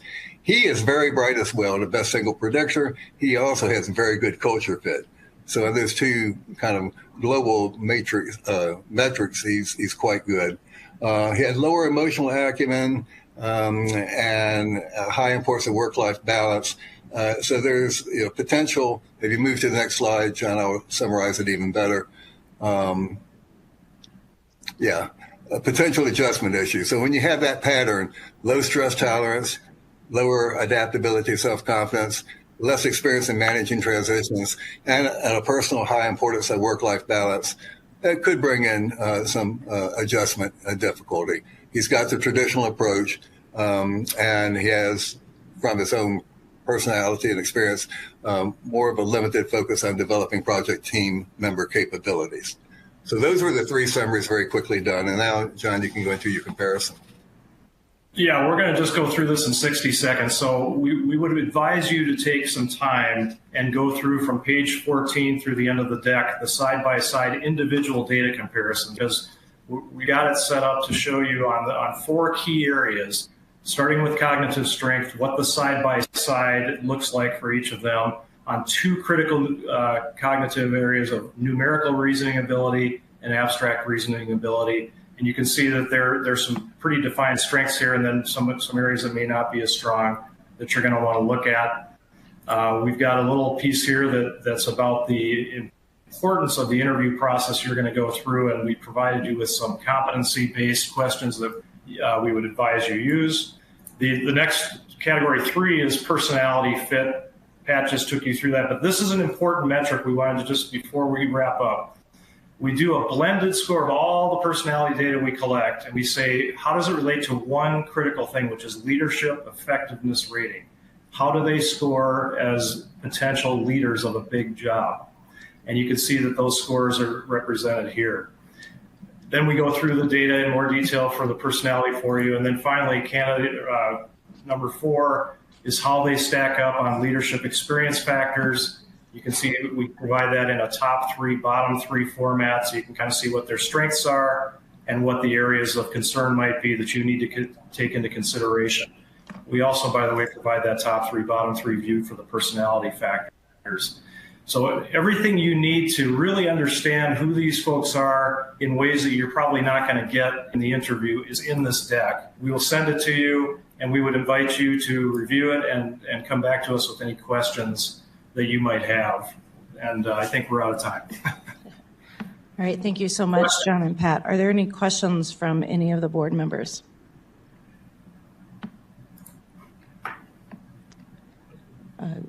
Commissioner Grinberg. Thank you for your condensed summary report here. I'm just curious of the work you do. I'm not familiar with your firm, but of the work you do, how much experience do you have with a position like this in particular with candidates with strong military backgrounds? And I'll go a step further. I was intrigued by some of your perspectives, and we got one candidate that's achieved brigadier general, and it doesn't really reflect some of the comments you made. Yeah, we do. We see a lot of, we have a lot of experience with that in terms of military leaders and how that reflects in a different type of role, which this definitely is. So I think the best answer to that is we're looking at their natural things they're bringing to the table, their acquired experience in key experience factors that relate to success in this specific role, and whether they come from a corporate environment or a public environment or a military environment, we're looking at them as it specifically relates to the role profile here. So it's quite possible, and we've seen it many times, that highly successful military leaders profile well against some of these roles, and sometimes they don't profile well against some of these roles because the success factors tend to differ from success in that type of role in that context. And John and Pat, just because I have a little bit more familiarity with the work that you guys do, this is just an impression of kind of their natural inherent abilities, but it certainly doesn't reflect if they would have the ability to learn or grow in the positions. Is that correct? Is that my understanding? Well, the best measure of their ability to learn and adapt to a new situation quickly is going to be their mental horsepower, the combination of abstract reasoning and numeric reasoning. There's decades of research that has emerged as the best single predictor of leadership success. So if you're looking to how quickly can they learn and adapt to those new situations, that's your best single predictor. There are other areas that you would look at in terms of adaptability, for example, and as a predisposition. And so we can certainly provide a holistic picture on to what extent are they going to go into a new situation and be able to quickly adjust. That's why you may recall I mentioned there was a cluster of results that suggested potential adjustment problems, not guaranteeing it, but potential adjustment issues with the last candidate that we looked at. All right. Thank you for clarifying that. Any questions from the board? Mayor Mahoney. Just the only thing I have with your analysis is you got to remember this person could be talking to North Dakota legislatures, and Dennis did not look at anybody but Shelley to his own interview. In our environment, that would not be a cultural fit. That would be an uncultural fit because he really was trying to be a candidate for the board. And I did not see a lot of adaptability in his interview where he understood that he was just not hitting it. You know, when your people are evaluating you are really not engaged because you're not engaged with them. I think Dennis really did not hit it at all.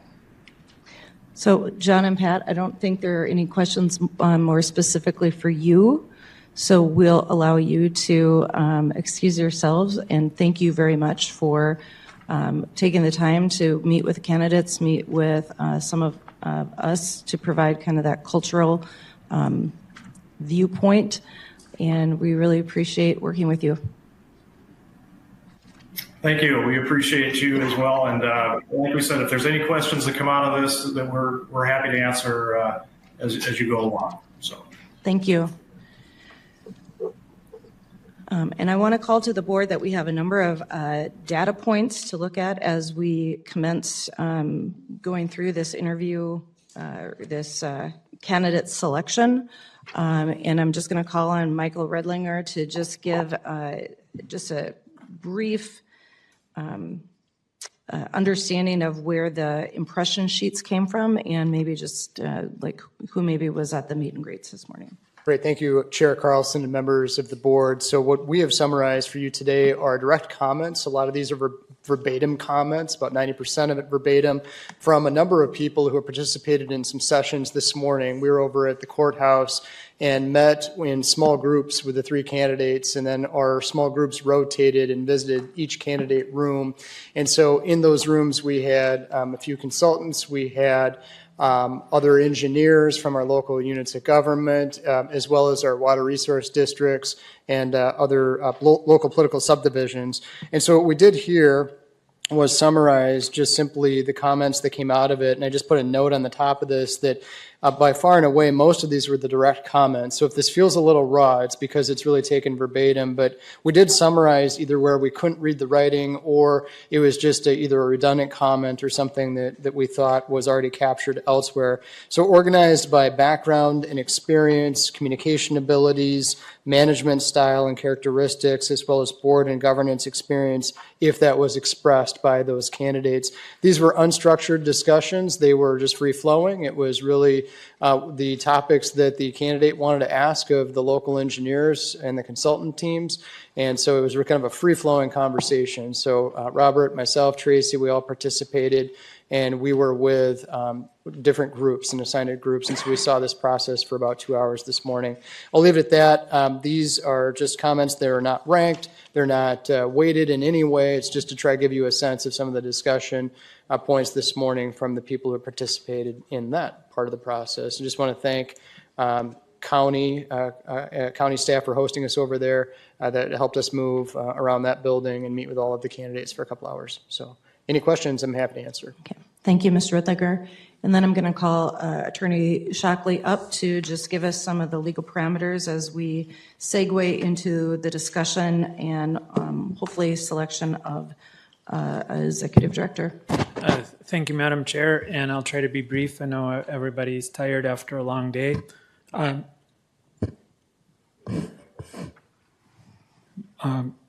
you hear me better now? Sorry. I'll try to be brief. I recognize everybody's had a long day. So a couple things. The selection process where you debate and select your candidate will occur in public meeting. So you can't go into executive session for those deliberations. If you do decide upon a finalist that you want to select and potentially extend an offer to, you can go into executive session for the parameters of what that offer would look like. We did put on the agenda the possibility of having a closed executive session just regarding the negotiation parameters for the selected candidate. The other is a procedural matter that I'll remind you of, dating back to the creation of the JPA for the authority. There are certain actions that require certain specific, essentially supermajority votes. One of them is the selection of executive director. So in order to have a candidate that is selected and hired by the board, you need at least one vote from one of the three Fargo representatives, at least one vote from the three Cass County representatives, and at least one vote from one of the 5 Minnesota members. You recall there was a lot of discussion about balancing the power between the different entities, and this is one of those votes that would take a supermajority. So happy to answer any questions, but just I want to make sure that you're aware of the procedural issues and the unique voting requirements for actually selecting an executive director. Happy to answer any questions, but recognize that everybody wants to get moving. So thank you, Mr. Shockley. And I just will remind the board of directors that we have a number of data points that we can take into consideration. Obviously, the interviews with us today is one of the data points. The omnivore report is a second. The impression sheets that we received, and also the scenario response that was submitted by each of the applicants. So with that, I will open this up for discussion. Mayor Mahoney. Well, I might as well open it up. I think we've done a thorough evaluation today. We had great candidates come before us. I'm going to nominate Jason Benson for our new hire. He's got experience. He knows the project. We don't have to educate him in a lot of ways. I thought Daniel Sundberg was an excellent candidate. He also would make a great executive director, but it's going to take him time and effort to get schooled up on everything going on. I think Jason will be well received by the legislative team. I think he's got some credibility in our community that people understand. As far as I understand in talking to county officials, he's done an excellent job in the county. We have a track record of somebody who has done the things he needs to do, but I know we're going to deliberate this, so if the majority feels the same, then it's just my recommendation is to hire Jason.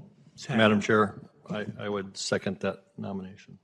Okay, I have a motion by Mayor Mahoney and a second by Commissioner Campbell. Further discussion? And I think Commissioner Stevener, I'm not. What's that?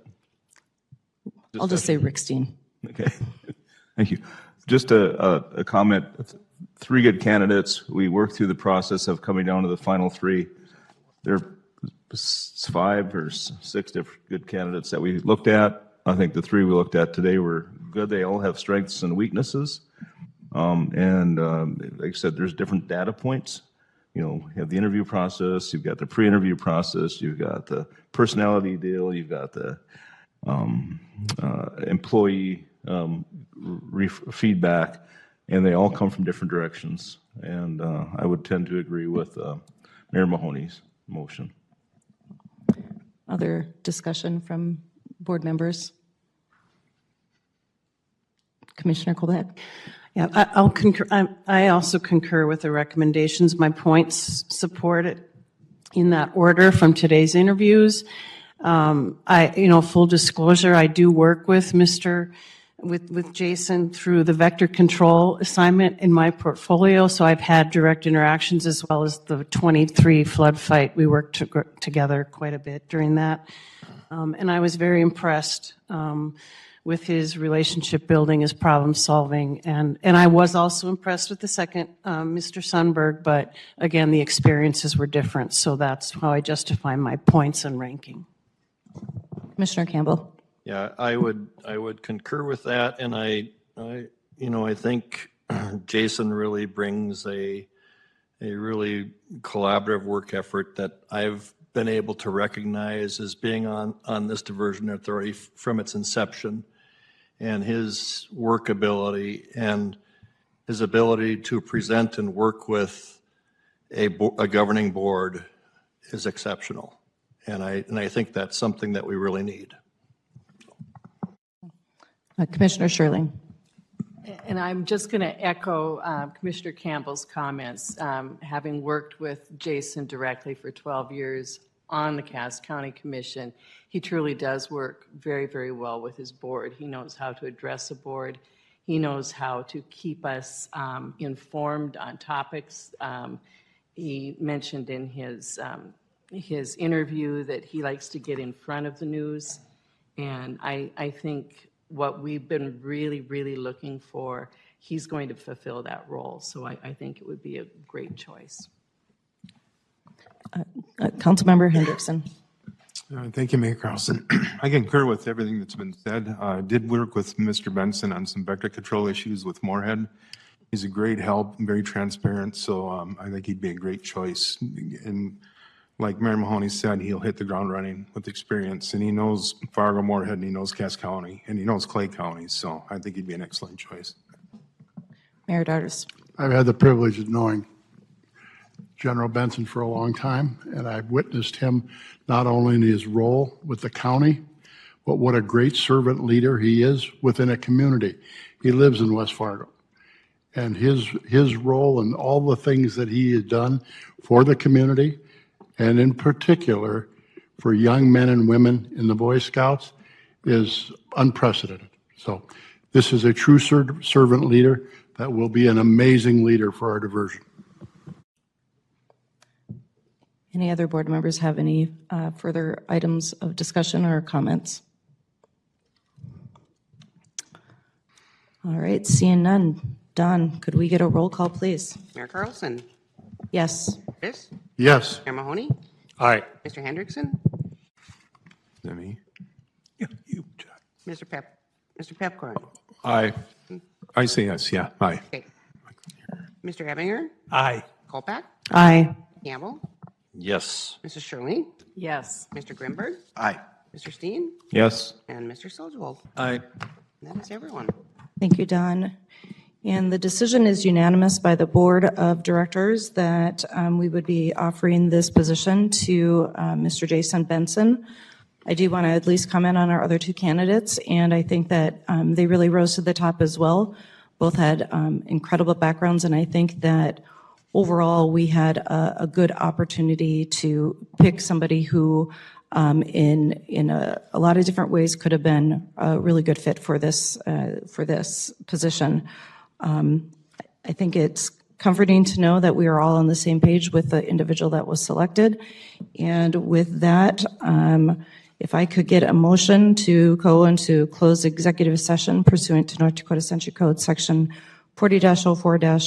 40-04-19.1, subdivision 9, to provide negotiating instructions to the co-deputy executive directors and general counsel regarding the terms and conditions of an employment agreement with the finalists to whom the board has determined to make an offer of employment for the position of executive director. So moved. Second.